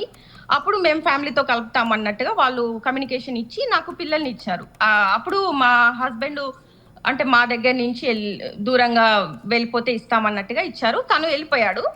సో అప్పుడు పిల్లలు నా దగ్గరికి వచ్చారు. సో అలా పిల్లలు నా దగ్గరికి వచ్చాక ఒక 10 days తర్వాత అనుకుంటా తను అబాండెండ్గా ఎవరికి చెప్పకుండా అబాండెండ్గా వాళ్ళ ఫ్యామిలీ సపోర్ట్తో ఫ్లైట్ టికెట్స్ బుక్ చేసుకొని తను ఇండియాకి వచ్చేసాడు. ఇంకా సో ఎవరికి అంటే నాకు ఎలాంటి ఇన్ఫర్మేషన్ ఇవ్వలేదు, కనీసం డీసీఎస్ వాళ్ళకి కూడా ఏం చెప్పలేదు. సో అలా ఇండియాకి వచ్చేసాడు. అప్పుడు నేను చాలా షాక్ అయ్యాను. అసలు ఏం జరుగుతుంది, ఇలా వెళ్ళిపోయాడు. అసలు నేను కంప్లైంట్ మిస్సింగ్ పర్సన్ కింద కంప్లైంట్ ఇచ్చాను ఇక్కడ పోలీసులకి. సో వాళ్ళకి కూడా ఏమి ఇన్ఫర్మేషన్ లేదు. సో తర్వాత మా ఫ్యామిలీ మెంబర్స్ త్రూ ఏం తెలిసిందంటే తను ఇండియాలో ఉన్నట్టు లేదు, తను ఇండియాలో ఉన్నట్టుగా వాళ్ళు కూడా కన్ఫర్మ్ చేశారు. ఇంకొక ఫ్రెండ్ ఏమన్నా అడ్వైజ్ ఇచ్చాడంటే, సో ఇలా మా హస్బెండ్ ఎక్కడున్నాడో నాకు తెలియట్లేదంటే I-94 చెక్ చేయండి. సో అలా చెక్ చేస్తే తను ఎక్కడ ఉన్నది తెలుస్తుంది అంటే నేను I-94 చెక్ చేశాను. అప్పుడు నాకు తను ఇండియాలో ఉన్నట్టుగా కన్ఫర్మేషన్ అయింది. సో అట్లా అప్పుడు మా ఫ్యామిలీ మెంబర్స్ కూడా కన్ఫర్మ్ చేసుకున్నారు. తను వాళ్ళ ఇంటికి వెళ్ళేసి వాళ్ళ ఫ్యామిలీతో మాట్లాడి ఇలా ఎందుకు వచ్చేసావు, వాళ్ళంటే ఫ్యామిలీతో కలుపుతామన్నారు కదా, కోర్సెస్ అటెండ్ అయ్యి కొంచెము వాళ్ళకి సర్టిఫికేషన్స్ అన్నీ కూడా ఇస్తే ఫ్యామిలీతో కలుపుతారు కదా, సో మీరు ఇలా రావడం తప్పు కదా, తనకి అక్కడ వర్క్ ఆథరైజేషన్ కూడా లేదు, ఎలా టేక్ కేర్ చేస్తుంది ఇద్దరు పిల్లల్ని అని చెప్పి క్వశ్చన్ చేశారు వాళ్ళ ఫ్యామిలీని. వాళ్ళు ఏమన్నారంటే లేదు వెళ్తాము, ఒక 2 weeks వెళ్తానని చెప్పాడు. సో అట్లా తను ఇండియాకి వస్తే మళ్ళీ వీసాకి అటెండ్ అవ్వాలి. సో అందుకని మళ్ళీ వీసాకి అటెండ్ అవ్వడానికి కూడా మా ఫ్యామిలీ మెంబర్స్ అన్ని అరేంజ్మెంట్స్ చేశారు. ఫ్లైట్ టికెట్స్ బుక్ చేయడం, చెన్నైకి వెళ్తే. సో అలా అన్ని అరేంజ్మెంట్ చేశాక లేదు వీసాకి అటెండ్ అవ్వలేదు, ఏదో ప్రాబ్లం వచ్చిందని మళ్ళీ కమ్యూనికేట్ చేశాడు. సో తర్వాత నుంచి అసలు కమ్యూనికేషన్ ఆపేశాడు. సో మేము ఎంత వెళ్ళి అడిగినా, మా ఫ్యామిలీ మెంబర్స్ ఎంత వెళ్ళి అడిగినా కూడా సో ఎలాంటి కమ్యూనికేషన్ మాకు ఇవ్వలేదు. సో దాంతో మేము ఏం చేసామంటే NRI సెల్ వాళ్ళ సపోర్ట్తో మేము FIR ఒకటి ఫైల్ చేశాము. ఇలా కమ్యూనికేషన్ ఇవ్వట్లేదు, వీసాకు సంబంధించింది కూడా ఎలాంటి హెల్ప్ కూడా చేయట్లేదు సో అని చెప్పి, సో అప్పుడు మేము NRI సెల్తో అంటే వాళ్ళ హెల్ప్తో FIR ఫైల్ చేశాము. సో దాన్ని మళ్ళీ జనగాంకి ట్రాన్స్ఫర్ చేశారు లోకల్గా. సో అక్కడే మళ్ళీ ఛార్జ్ షీట్ కూడా ఫైల్ అయింది. కానీ సో అంటే 1 year అవుతుంది, ఆల్మోస్ట్ 1 year నుంచి కూడా తను ఎలాంటి ఫైనాన్షియల్ రెస్పాన్సిబిలిటీ తీసుకోవట్లేదు పిల్లలకి కానీ. కనీసము వాళ్ళు DCS వాళ్ళు కమ్యూనికేట్ అవుతున్నారు, మీరు ఎప్పుడు వస్తే మీకు అన్ని సర్వీసులు పెడతాము అంటే కౌన్సిలింగ్ ఇచ్చి అంటే ఫ్యామిలీతో కలుపుతాము అన్నట్టుగా వాళ్ళు కమ్యూనికేషన్ ఇస్తుంటే వాళ్ళకి ఏం చెప్తున్నాడు అంటే నేను 2 weeks వస్తాను, 3 weeks వస్తాను, 1 week వస్తాను అన్నట్టుగా చెప్తున్నాడు.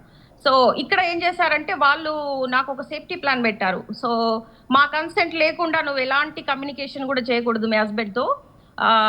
సో మేము చెప్పేంత వరకు కూడా ఎలాంటి కమ్యూనికేషన్ చేయకూడదు సో అని చెప్పి వాళ్ళు నాకు సేఫ్టీ ప్లాన్ పెట్టారనమాట. సో దాంట్లో ఏంటంటే కొంచెము లీగల్గా అందుకే నేను తన ఫేస్ కూడా రివీల్ చేయొద్దు అని చెప్పాను. సో అలా సో అందుకని ఏంటంటే వాళ్ళు పిల్లల్ని ఇచ్చే ముందే నాకు సేఫ్టీ ప్లాన్ పెట్టి ఇలా దానికి అగ్రి అయితేనే నాకు పిల్లల్ని ఇచ్చారు. ఓకే, ప్రస్తుతం మీరు మీ పిల్లల్ని మీరే కేర్ తీసుకుంటున్నారు? నేనే కేర్ తీసుకుంటున్నాను. కాకపోతే సో రీసెంట్గా అంటే పిల్లలు కొంచెం హై నీడ్ కేర్, మీకు చెప్పాను కదా మా బాబు బయట పరిగెత్తుకుంటూ వెళ్ళడము, ఎలోపింగ్ బిహేవియర్ ఉంటుంది బాబుకి. సో హై నీడ్ కేర్ అంటే ఇప్పుడు తను 24/7 మానిటర్ చేయాలి. తను ఒక 3-4 అవర్సే పడుకుంటాడు నైట్. నాప్ కూడా తీసుకోడు నైట్. అట్లీస్ట్ మాక్సిమం వాడు పడుకునేది 4 అవర్స్. ఇంకొకసారి అయితే అసలు మధ్యలోనే లేసేసి ఇంకా ఆడుతుంటాడు. సో ఇంకేంటంటే తన్ని ఎలా అంటే ఎప్పుడు మానిటర్ చేయాలి. తనకి ఏదైనా యాక్సెస్ వచ్చిందంటే జ్యూసెస్ తీసుకొని తలపైన పోసుకోవడము, మిల్క్ తీసుకొని తలపైన పోసుకోవడము, నాన్ ఫుడ్ ఐటమ్స్ తినడము, హ్యాండ్ వాషెస్ తింటాడు, శానిటైజర్స్ తింటాడు. So so non edible items, edible items, non edible items కూడా వాడికి ఐడియా తెలియదు. వాడికి ఏది పడితే అది తినేస్తుంటాడు. అంటే హైలీ సుమ గారు మనతో పాటుగా పిఓడబ్ల్యూ సంజయ్ గారు ఉన్నారు. తను మహిళల పట్ల జరిగేటువంటి ఇటువంటి విషయాలపైన ఎప్పటికప్పుడు రెస్పాండ్ అవుతుంటారు. ఒకసారి నేను పిఓడబ్ల్యూ సంజయ్ గారిని ఫోన్లో తీసుకుంటాను. సంజయ్ గారు చెప్పండి. రైట్ మేడం, ఇక్కడ తన భర్త తనని వివాహం చేసుకున్నాడు, అమెరికాకు వెళ్ళిపోయారు, అక్కడ పిల్లలు పుట్టారు, తర్వాత మధ్యలో ఇక్కడికి వచ్చి కొన్ని రోజుల పాటు ఇక్కడే ఉండిపోయారు, మళ్ళీ వెళ్ళారు. సో ఇప్పుడు ఏం జరిగిందని అంటే ఇద్దరు పిల్లలు కూడా డిసేబుల్డ్, వాళ్ళిద్దరూ మాట్లాడలేరు, చెప్పలేరు, ఏం జరగదు. సో ఆ భార్య పిల్లల్ని అక్కడే వదిలేసి భర్త ఇండియాకి వచ్చేసారి ఇక వెళ్ళడం లేదు, వాళ్ళు అక్కడి నుంచి రావడానికి వీలు కావడం లేదు. ఒక రకంగా ఒక నిస్సహాయ పరిస్థితిలో, అచేతన పరిస్థితిలో ఆ భార్య పిల్లలు ఉన్నారు. సో ఏం చెప్తారు మీరు? ఈ ఇష్యూ అంతా మేము కూడా ఫాలో అవుతున్నదే అండి చాలా రోజులుగా. సుమా మాకు తెలుసు. ఓకే. అయితే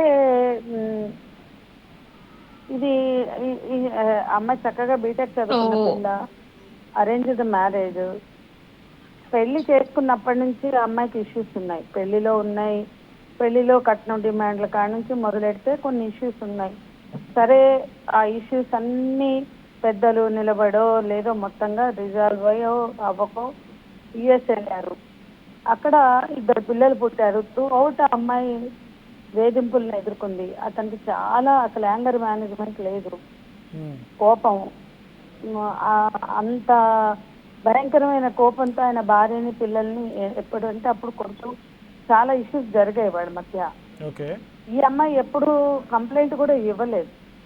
పిల్లల ఒంటి మీద ఉన్న బ్రూసెస్ తో, దెబ్బలతో, లేదా పిల్లలు స్కూల్లో రివీల్ చేసిన ఇన్సిడెంట్స్ని బట్టో మొత్తంకైతే అది చాలా పెద్ద కేసు అయిపోయింది. ఆ తర్వాత అతని మీద కేసు అయింది. ఆమె అనేక సార్లు అతన్ని రక్షించడానికి కూడా 1-2 టైమ్స్ ట్రై చేసింది. చివరికి తన చేయి కూడా దాటింది. ఎందుకంటే అక్కడ చైల్డ్ వెల్ఫేర్ వాళ్ళు ఇన్వాల్వ్ అయ్యారు.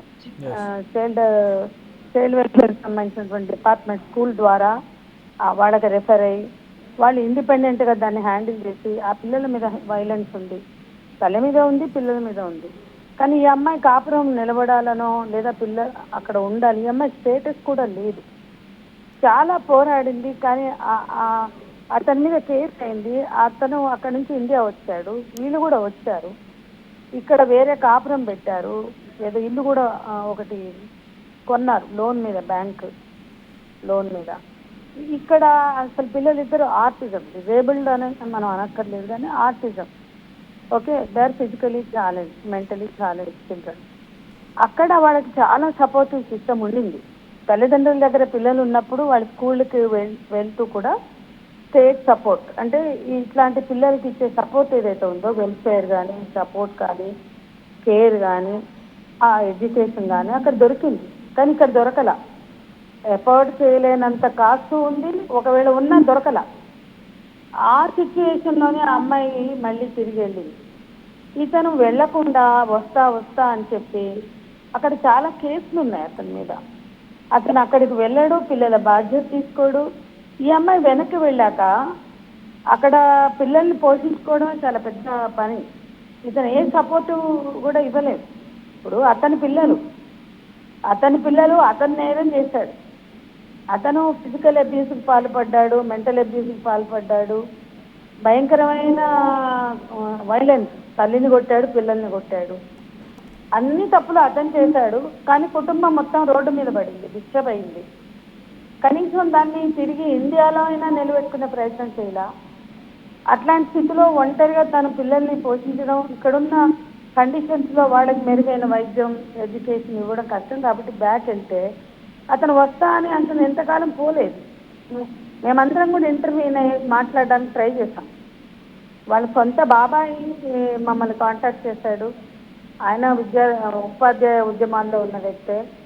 మేము చాలా ట్రై చేశాం, మా దగ్గరికి రానన్నాడు. ఇవన్నీ జరిగాయి. పోలీసు ఎన్ఆర్ఐ సెల్కి ఇచ్చాము, చాలామందికి లెటర్లు పంపించమని సలహా ఇచ్చాము, గైడ్ చేస్తూ వచ్చాము.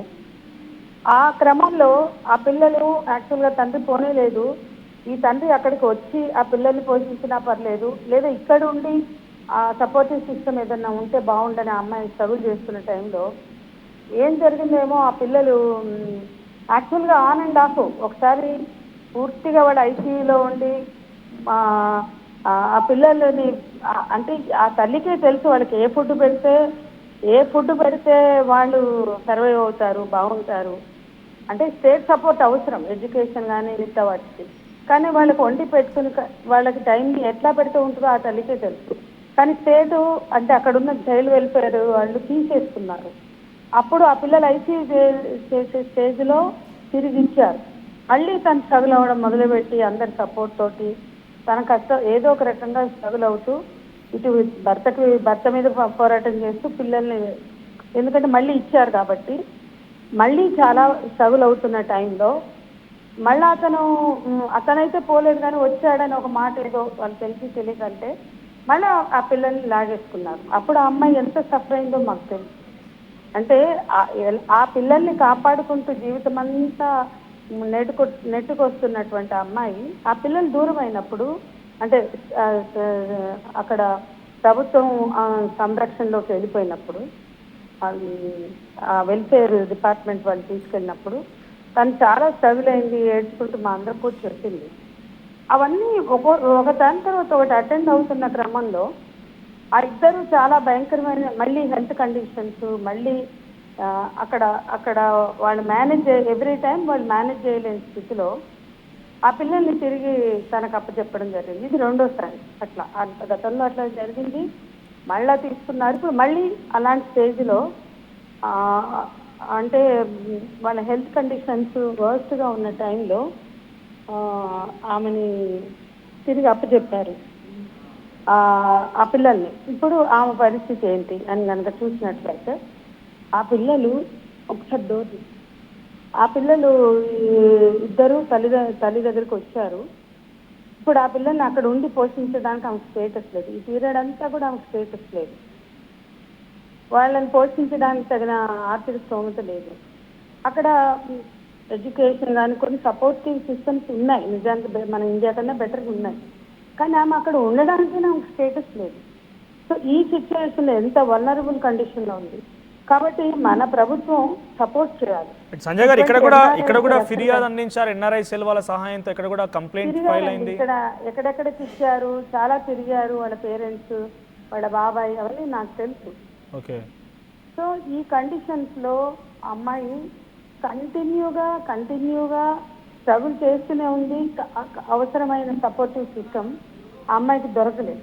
ఇక్కడ దొరకలేదు, అక్కడ దొరకలేదు. వ్యక్తులుగా మేము గైడ్ చేస్తున్నాం, కొంత సహాయం చేయడానికి ట్రై చేస్తున్నాం. ఇక్కడ అతను ఎట్టి పరిస్థితుల్లో ఇన్వాల్వ్ అయ్యి పిల్లలకు సంబంధించిన మంచి చెడులని చూడడానికి అతను సిద్ధంగా లేడు. ఓకే. సో ఈ సంఘటన మీకు పూర్తిగా అవగాహన ఉంది, మా కన్సిడరేషన్లో ఉందని మీరు అంటున్నారు కాబట్టి, సో ఇప్పుడు ఆ భర్తకి ఏంటి అసలు ఇప్పుడు ఆ పిల్లల్ని ఎలా తీసుకురావాలి ఇక్కడికి, లేకుంటే ఆ భార్యకి ఎటువంటి సహాయం చేయాలి, ఇవన్నీ కూడా ప్రభుత్వాలు కొంత సహాయం చేయాలని అడుగుతున్నారు. సో భర్తను ఎప్పుడైనా మందలించారా? భర్తను ఎప్పుడైనా అటు వాళ్ళ తల్లిదండ్రులు అడుగుతున్నారు, సో పోలీసులు ఎవరైనా కన్సర్న్ తీసుకోవడం కానీ భర్తని క్వశ్చన్ చేయడం జరిగింది ఎక్కడైనా? వీళ్ళ పెళ్లికి ఉన్న పెద్ద మనుషుల ద్వారా చాలా ప్రయత్నాలు చేశామండి. వీళ్ళ పెళ్లి మధ్య ఉన్న పెద్ద మనుషుల ద్వారా, ఇంకా మధ్యలో ఉన్న కుటుంబాల ద్వారా ఎప్పుడు వస్తామంటారు, దగ్గరకు వస్తుంది. వరంగల్లో ఎన్నో రకాలుగా ట్రై చేశారండి పంచాయతీలు పెట్టడానికి. మాకు డేట్లు ఇచ్చారు, మేము డేట్లు ఇచ్చాం, మాతో డేట్లు తీసుకున్నారు. చివరి నిమిషంలో అతను రానంటాడు. ఓకే సంజయ్ గారు, ఒకసారి మీరు అన్ని ప్రయత్నాలు చేశారన్నారు కదా, ఒక్కసారి నేను సుమ గారితో మాట్లాడతాను. మీరు హోల్డ్లో ఉండండి, మీ దగ్గరికి మళ్ళీ వస్తాను నేను. సుమ గారు, ఇప్పుడు మీరు ఏం ఎక్స్పెక్ట్ చేస్తున్నారు? సో సంజయ్ గారు కూడా చాలా క్లియర్గా ప్రభుత్వాలే సహాయం చేయాలంటున్నారు కదా. సో మీ భర్త రెస్పాండ్ అవ్వడం లేదు, రావడం లేదు. మీ భర్త ఇక్కడ, మీ పిల్లలతో సహా మీరు అక్కడ ఉన్నారు, వారిని పోషించలేక ఒక రకంగా ఫైనాన్షియల్ ఇబ్బందులు కూడా ఉంటాయి కాబట్టి. సో మీరు ఇప్పుడు ఏం ఎక్స్పెక్ట్ చేస్తున్నారు? డైరెక్ట్గా మీ రిక్వెస్ట్ ఏంటి? ఇప్పుడు మీ డిమాండ్ లేకపోతే మీ వర్షన్ ఏంటి? ఇప్పుడు ఏం చేశాడంటే యుఎస్ లో తను ఇక్కడ 15 years ఉన్నప్పుడు తను అంటే 2019 వరకు కూడా తను ఏం చేశాడంటే తనకు వచ్చిన శాలరీ మొత్తము అంటే ఇక్కడ ఎక్స్పెన్సెస్ పోను తన క్రెడిట్ కార్డ్స్ ఓపెన్ చేసి అంటే 80K వరకు క్రెడిట్ కార్డ్స్ ఓపెన్ చేసి వాళ్ళ ఫ్యామిలీకి, వాళ్ళ ఫాదర్ అకౌంట్లకి, వాళ్ళ సిస్టర్ అకౌంట్లకి జూమ్ తో మనీ పంపించాడు మొత్తం వాళ్ళకి. సో నా దగ్గర మీకు కావాలంటే ఫార్వర్డ్ చేస్తాను. జూమ్ ట్రాన్సాక్షన్స్ కూడా ఉన్నాయి, 15 years ఆఫ్ జూమ్ ట్రాన్సాక్షన్స్ కూడా ఉన్నాయి. సో అప్పుడు నేను క్వశ్చన్ చేశాను, మీరు ఇలా ఎందుకు పంపుతున్నారు వాళ్ళకి మనీ అంటే ఏం చెప్పాడంటే వాళ్ళు మన పేరు మీద ప్రాపర్టీ కొంటున్నారు, అంటే నా పేరు మీద ప్రాపర్టీ కొంటున్నారు అని చెప్పాడు. సో అప్పుడు మేము 2019 ఇండియాకి వచ్చినప్పుడు మన పేరు మీద ప్రాపర్టీ ఉంది కదా, కొన్నారన్నారు కదా, హైదరాబాద్ లో హౌస్ ఉంది కదా అంటే లేదు, అది వాళ్ళ పేరెంట్స్ మీద రిజిస్టర్ చేసుకున్నారు. అంటే తనే కావాలని దగ్గరుండి వాళ్ళ పేరెంట్స్ మీద దాన్ని రిజిస్టర్ చేపించాడు. ఇట్లా పంపించిన డబ్బుతో హౌసింగ్ అంటే వరంగల్లో కూడా హౌస్ ఉంది, పైన కన్స్ట్రక్షన్ చేశారు. సో అది కూడా వాళ్ళ పేరెంట్స్ మీదే పెట్టాడు. ఇప్పుడు మా ఫ్యామిలీ మెంబర్స్ అడిగి ఏదో ఒక ప్రాపర్టీ అన్న పిల్లలకి ఇవ్వండి, కనీసము ఇక్కడ నాకు సర్వైవ్ అవడానికన్నా హెల్ప్ అవుతుంది అంటే కూడా లేదు, నా పేరు మీద ఒక్క ప్రాపర్టీ కూడా లేదు, అన్ని మా చెల్లె పేరు మీద మా నాన్న పేర్ల మీద ఉన్నాయని చెప్పాడు. సో అంటే తను ప్లాన్డ్ గా, ఇది నాకు తెలియదు. సో స్టార్టింగ్ నుంచి కూడా తను వచ్చిన డబ్బులు మొత్తము వాళ్ళకే ట్రాన్స్ఫర్ చేసి సో ప్లాన్డ్ గా చేశాడు, అన్ని వాళ్ళ పేర్ల మీదనే పెట్టడం. సో నా దగ్గర అంటే నేను పోలీసులకు కూడా పెట్టాను జూమ్ ట్రాన్సాక్షన్స్ అన్ని వాళ్ళకి పంపించిన 15 years ఆఫ్ జూమ్ ట్రాన్సాక్షన్స్ మీకు ఫార్వర్డ్ చేస్తాను కావాలంటే. సో నా పేరు మీద కూడా క్రెడిట్ కార్డ్స్ ఓపెన్ చేసి నన్ను బ్యాంక్రప్సీ చేసి ఆ డబ్బుల్ని కూడా పంపించాడు. సో అట్లా సో అంటే మీరు చూడండి, ఇప్పుడు మేము అడిగి మా ఫ్యామిలీ మెంబర్స్ మా బాబాయ్ వాళ్ళు అడిగినా కూడా, అందరూ కలిసి అడిగినా కూడా లేదు, నా దగ్గర అసలు ఏమీ లేదు, నా ప్రాపర్టీ నా పేరు మీద అసలు ఏమీ లేదు, నాకు అసలు జాబే లేదని చెప్తున్నాడు. But what you are expecting? ఇప్పుడు మీరు ఏం రిక్వెస్ట్ చేస్తున్నారు? మీ డిమాండ్ ఏంటి? అట్లీస్ట్ మా పిల్లలకి కనీసము వాళ్ళు ఏదన్నా ఒక ప్రాపర్టీ అని ఇవ్వాలి కదా, డిజేబుల్ పిల్లలు కదా, వాళ్ళకి వరంగల్లో హౌసింగ్ ఉంది, ఒక 4 crores హౌస్ ఉంది, వడ్డేపల్లి టీచర్స్ కాలనీలో లైక్ phase 1 లో వాళ్ళకి హౌస్ ఉంది. సో దాన్ని వాళ్ళ అమ్మకానికి పెట్టారు.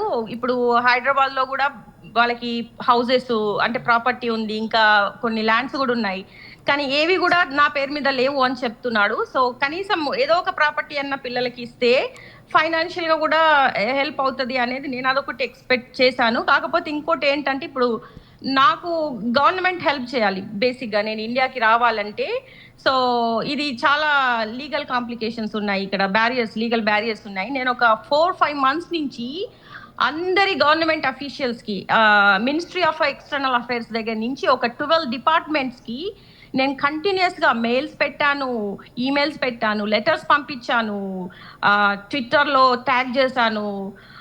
ఎక్కడ నాకు ఎలాంటి రెస్పాన్స్ కూడా ఎవ్వరూ రెస్పాండ్ అవ్వట్లేదు. నా సిచ్యువేషన్ ఇలా ఉంది, ఒక సింగిల్ మదర్ గా నేను ఇక్కడ ఫైట్ చేస్తున్నాను. నాట్ ఓన్లీ అంటే సిస్టమ్ తోనే ఫైట్ చేస్తున్నాను ఇక్కడ. అంటే నా పిల్లల్ని తెచ్చుకోవడం అంటే సామాన్యమైనది కాదా కదా. నేను ఒక 1 year నుంచి కోర్ట్ హియరింగ్స్ అటెండ్ అవుతున్నాను, చాలా కోర్ట్ హియరింగ్స్ అటెండ్ అవుతూ నేను ఫైట్ చేస్తున్నాను ఇక్కడ.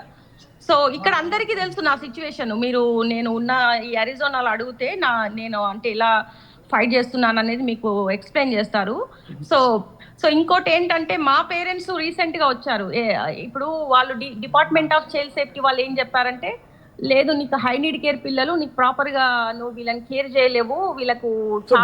గవర్నమెంట్ నుంచి మీరు ఏం రిక్వెస్ట్ చేస్తున్నారు? గవర్నమెంట్ ని ఏ రకంగా రిక్వెస్ట్ చేస్తున్నారు? సో మీ రిక్వెస్ట్ ఏంటి? ఫస్ట్ గవర్నమెంట్ కి మీరు అపీల్ చేసుకోండి, ఏంటది అనేది. My humble request to kindly support us returning to India all together. So I'm humbly requesting CM sir, please help us to return India all together. Okay. So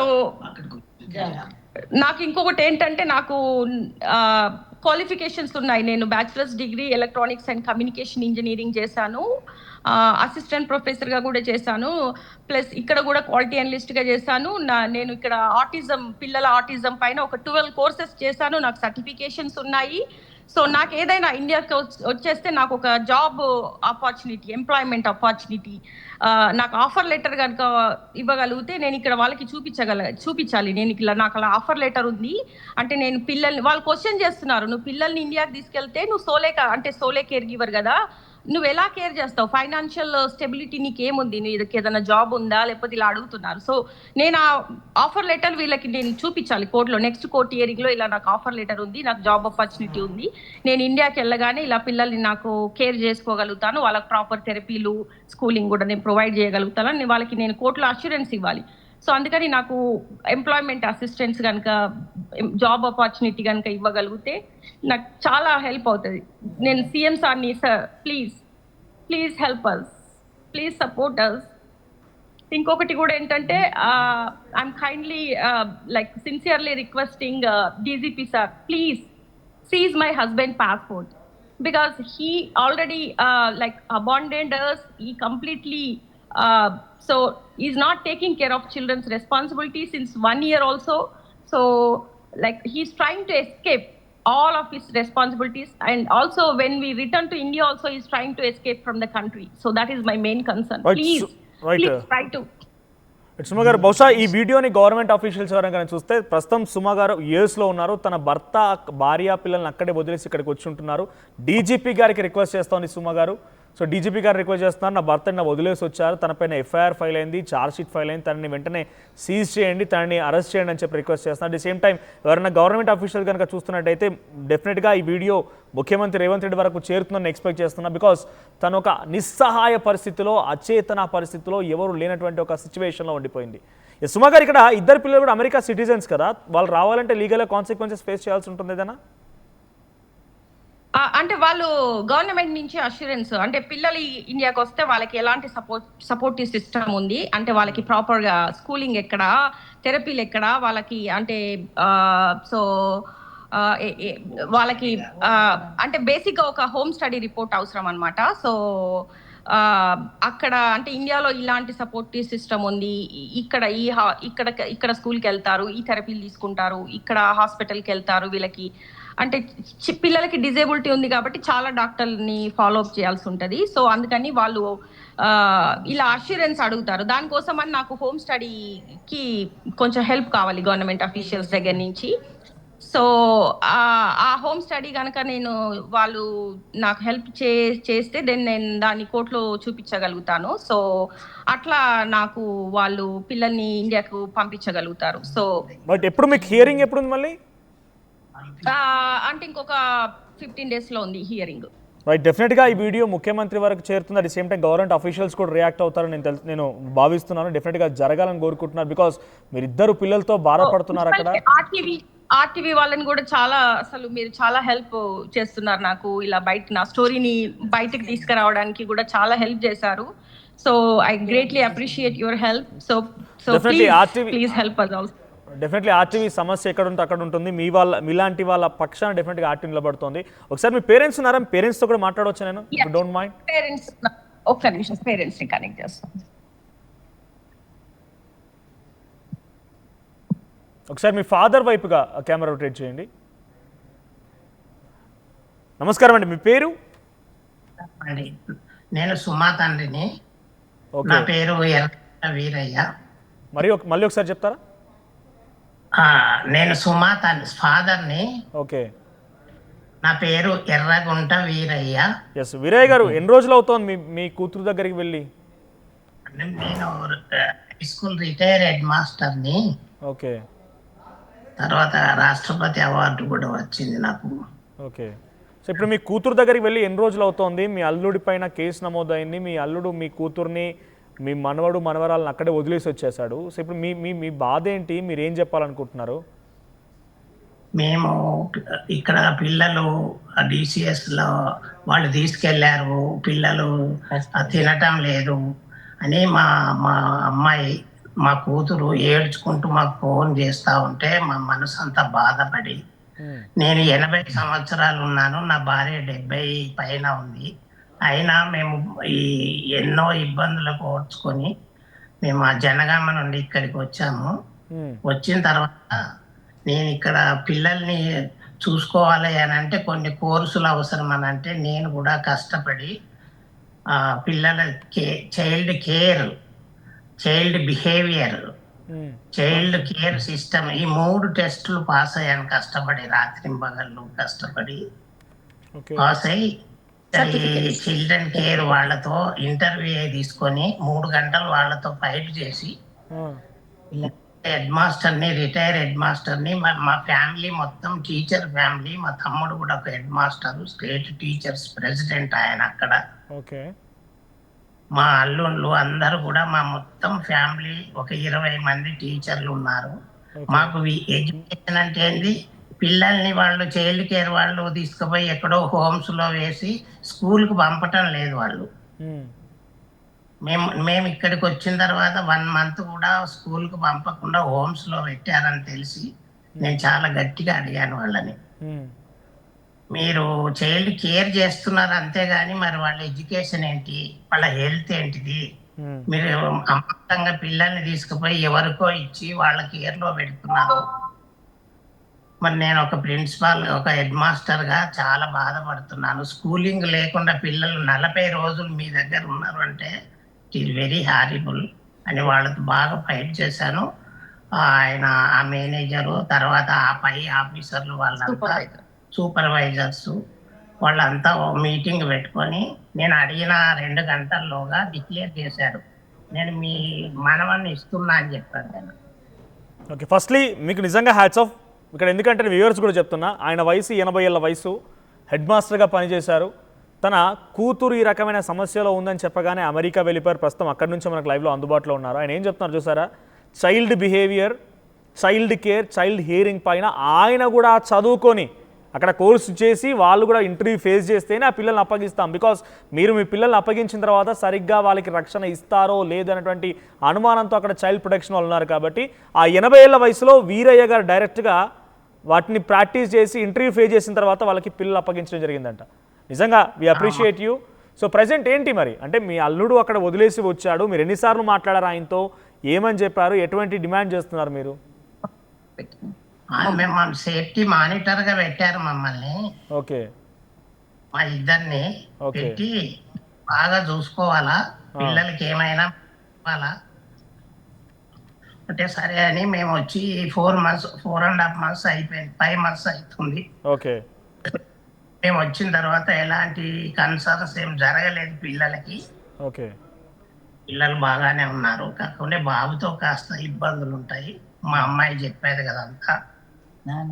అంటే ఇప్పుడు మీ ఇక్కడ ఒకటే, మీ అల్లుడు మీ కూతుర్ని మనవరాళ్ళని అక్కడ వదిలేసి ఇక్కడికి వచ్చేసాడు, వస్తాడా అని అంటే సుమగారు చెప్తున్న మాటల ప్రకారంగా ఆయన ఇక్కడ వచ్చేలా కనిపించడం లేదు. సో మీరు ఏం రిక్వెస్ట్ చేస్తున్నారు, మీరు ఏం డిమాండ్ చేస్తున్నారు, మీ అల్లుడి ప్రవర్తన ఎలా ఉండేది, పోనీ మీతో ఎలా ఉండేది? ఆయన మేము కనిపించినప్పుడు మరీ మర్యాదగా ఉండేవాడు బాగా. మేము అక్కడికి చూడటానికి వెళ్ళినప్పుడు 2 రోజులు 3 రోజులు ఉన్నప్పుడు మర్యాదగా, మంచి మర్యాదగా ఉండేది. తర్వాత మేము వెళ్ళొచ్చిన తర్వాత మళ్ళీ పిల్లల్ని, అతని భార్య అంటే మా అమ్మాయిని టార్చర్ పెట్టడం ఇవన్నీ చేస్తూ ఉంటే మేము కొట్టినప్పుడు చేసినప్పుడు వాళ్ళ నాన్న దగ్గరికి వెళ్ళి వాళ్ళ అమ్మ నాన్న అందరినీ కూర్చోబెట్టి, మా తమ్ముడు కూడా ఆయన స్టేట్ టీచర్స్ ప్రెసిడెంట్ గా వచ్చి టీచర్స్ బాగా అడిగాము, బుద్ధి చెప్పాము, రాసిచ్చారు వాళ్ళు, ఇక నుంచి ఏం జరగదని సంతకాలు పెట్టారు. తల్లి తండ్రి మా అల్లుడు కూడా అందరూ పెట్టి బాగా ఉంటారని అనుకున్నాం. మళ్ళీ ఆ తర్వాత అక్కడ 2 ఏళ్ళు ఉన్నప్పుడు మధ్య మధ్యలో అన్ని చెడు పనులు చేస్తూనే ఉండేది ఆయన. మేము మందలిస్తుంటే మీరేంది, మీరు పెద్ద మనుషుల్లే, కొన్ని ఉంటాయి, ఇట్లా ఉంటాయి అట్లా ఉంటాయి అంటే, ఇప్పుడు మేము వయస్సులో చాలా పెద్దవాళ్ళం అయిపోయాము. రెండవది ఏంటంటే మా ప్రొఫెషన్ టీచర్ గానే జీవితం అంతా గడిచిపోయింది. వీరయ్య గారు, మీరు ఇందాక చెడు పనులు అన్నారు, ఏంటి చెడు పనులు అంటే ఏంటి? మీ కూతురు ఏమంటుందంటే ఆయనకి ఇల్లీగల్ అఫేర్స్ ఉన్నాయని, ఇండియాలో ఉన్నప్పుడు అఫేర్స్ ఉన్నాయని, అమెరికాలో ఉన్నప్పుడు అఫేర్స్ ఉన్నాయని చెప్తోంది. సో మీ దృష్టికి వచ్చింది ఏమైనా అలాంటిది? మేమేమో వెళ్ళినప్పుడు కూడా ఆయన శనివారం అనే వీకెండ్స్ అని సాయంత్రం పోయేది, తెల్లారంగా వచ్చేది, తెల్లవారిన తర్వాత వచ్చేది. అట్లాంటిది ఎందుకు ఇట్లా చేస్తున్నావు అంటే, మాకు ఉంటాయి అట్లాగే మేము చేసే జాబ్ అది, మా ఫ్రెండ్స్ ఉంటారు, మేమంతా కలుస్తామని ఏదో కల్లిబొల్లి మాటలు చెప్పేవాడు మాకు. ఓకే. రేపు కలిసి ఉండాలి కదా, పిల్లలు చాలా, పిల్లవాడికి మాటలు రావు, అమ్మాయికి ఏమంత మైండ్ మ్యాచ్యూర్ కాలేదు, పిల్లలు చూడటానికి ఓ తండ్రి అనేటోడు ఉండాలి కదా అనే ఆలోచనతో మేము అతన్ని ఎక్కువగా గట్టిగా బంధలించకుండా బుద్ధి చెప్పే ప్రయత్నం చేశాం చాలా, మా తమ్ముడు నేను అందరం చేశాము. సరే అని అప్పటికప్పుడు బాగానే ఉన్నట్టుగా నటిస్తూ ఉండేది, మ్మ్. కానీ అమెరికాకు వచ్చిన తర్వాత ఇలా జరుగుద్దని మేము ఊహించలేదు. డెఫినెట్గా మీరు ఒక తండ్రిగా చాలా కష్టపడ్డారు, హెడ్ మాస్టర్గా పనిచేశారు. సరే, ఒక మంచి వ్యక్తి చేతిలో తన కూతుర్ని పెడితే భవిష్యత్తు బాగుంటుంది, దట్టు అమెరికాకు వెళ్తారు, అక్కడ ఉద్యోగం చేసుకుంటారు, అంతా బాగానే ఉంటుందని ఊహించి ఉంటారు.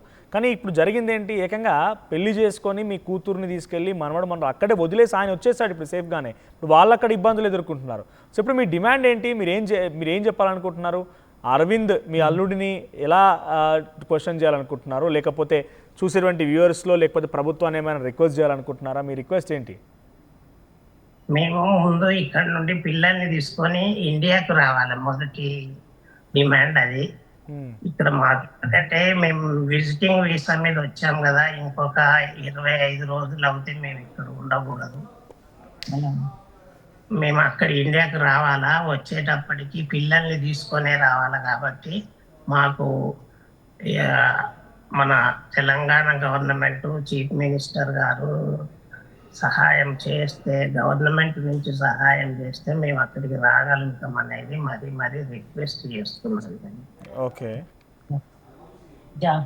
అట్లాగే మా అమ్మాయి అక్కడికి వచ్చిన తర్వాత ఆమె క్వాలిఫైడ్ కాబట్టి ఏదైనా జాబ్ ఇప్పిస్తే మంచిదనేది కోరుకుంటున్నాం. రైట్, థ్యాంక్ యూ వీరయ్య గారు. నిజంగా మీకు హ్యాట్స్ ఆఫ్ చెప్పాలి.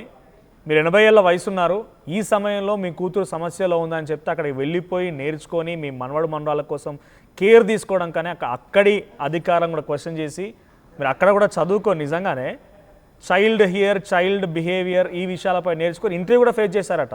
చూసే వ్యూవర్స్ మీరు చూడండి, ఆయన 80 ఏళ్ళ వయసులో హెడ్ మాస్టర్గా పనిచేసిపోయి అక్కడ ఉండి అక్కడి చదువులు చదివి ఆ పిల్లల్ని ఎలా సంరక్షించుకోవాలని ప్రభుత్వాలు అడిగితే ఆ కోర్సులు నేర్చుకొని పాస్ అయిపోయాయని ఇప్పుడు అక్కడ వాళ్ళని సంరక్షిస్తూ ఉన్నాడు.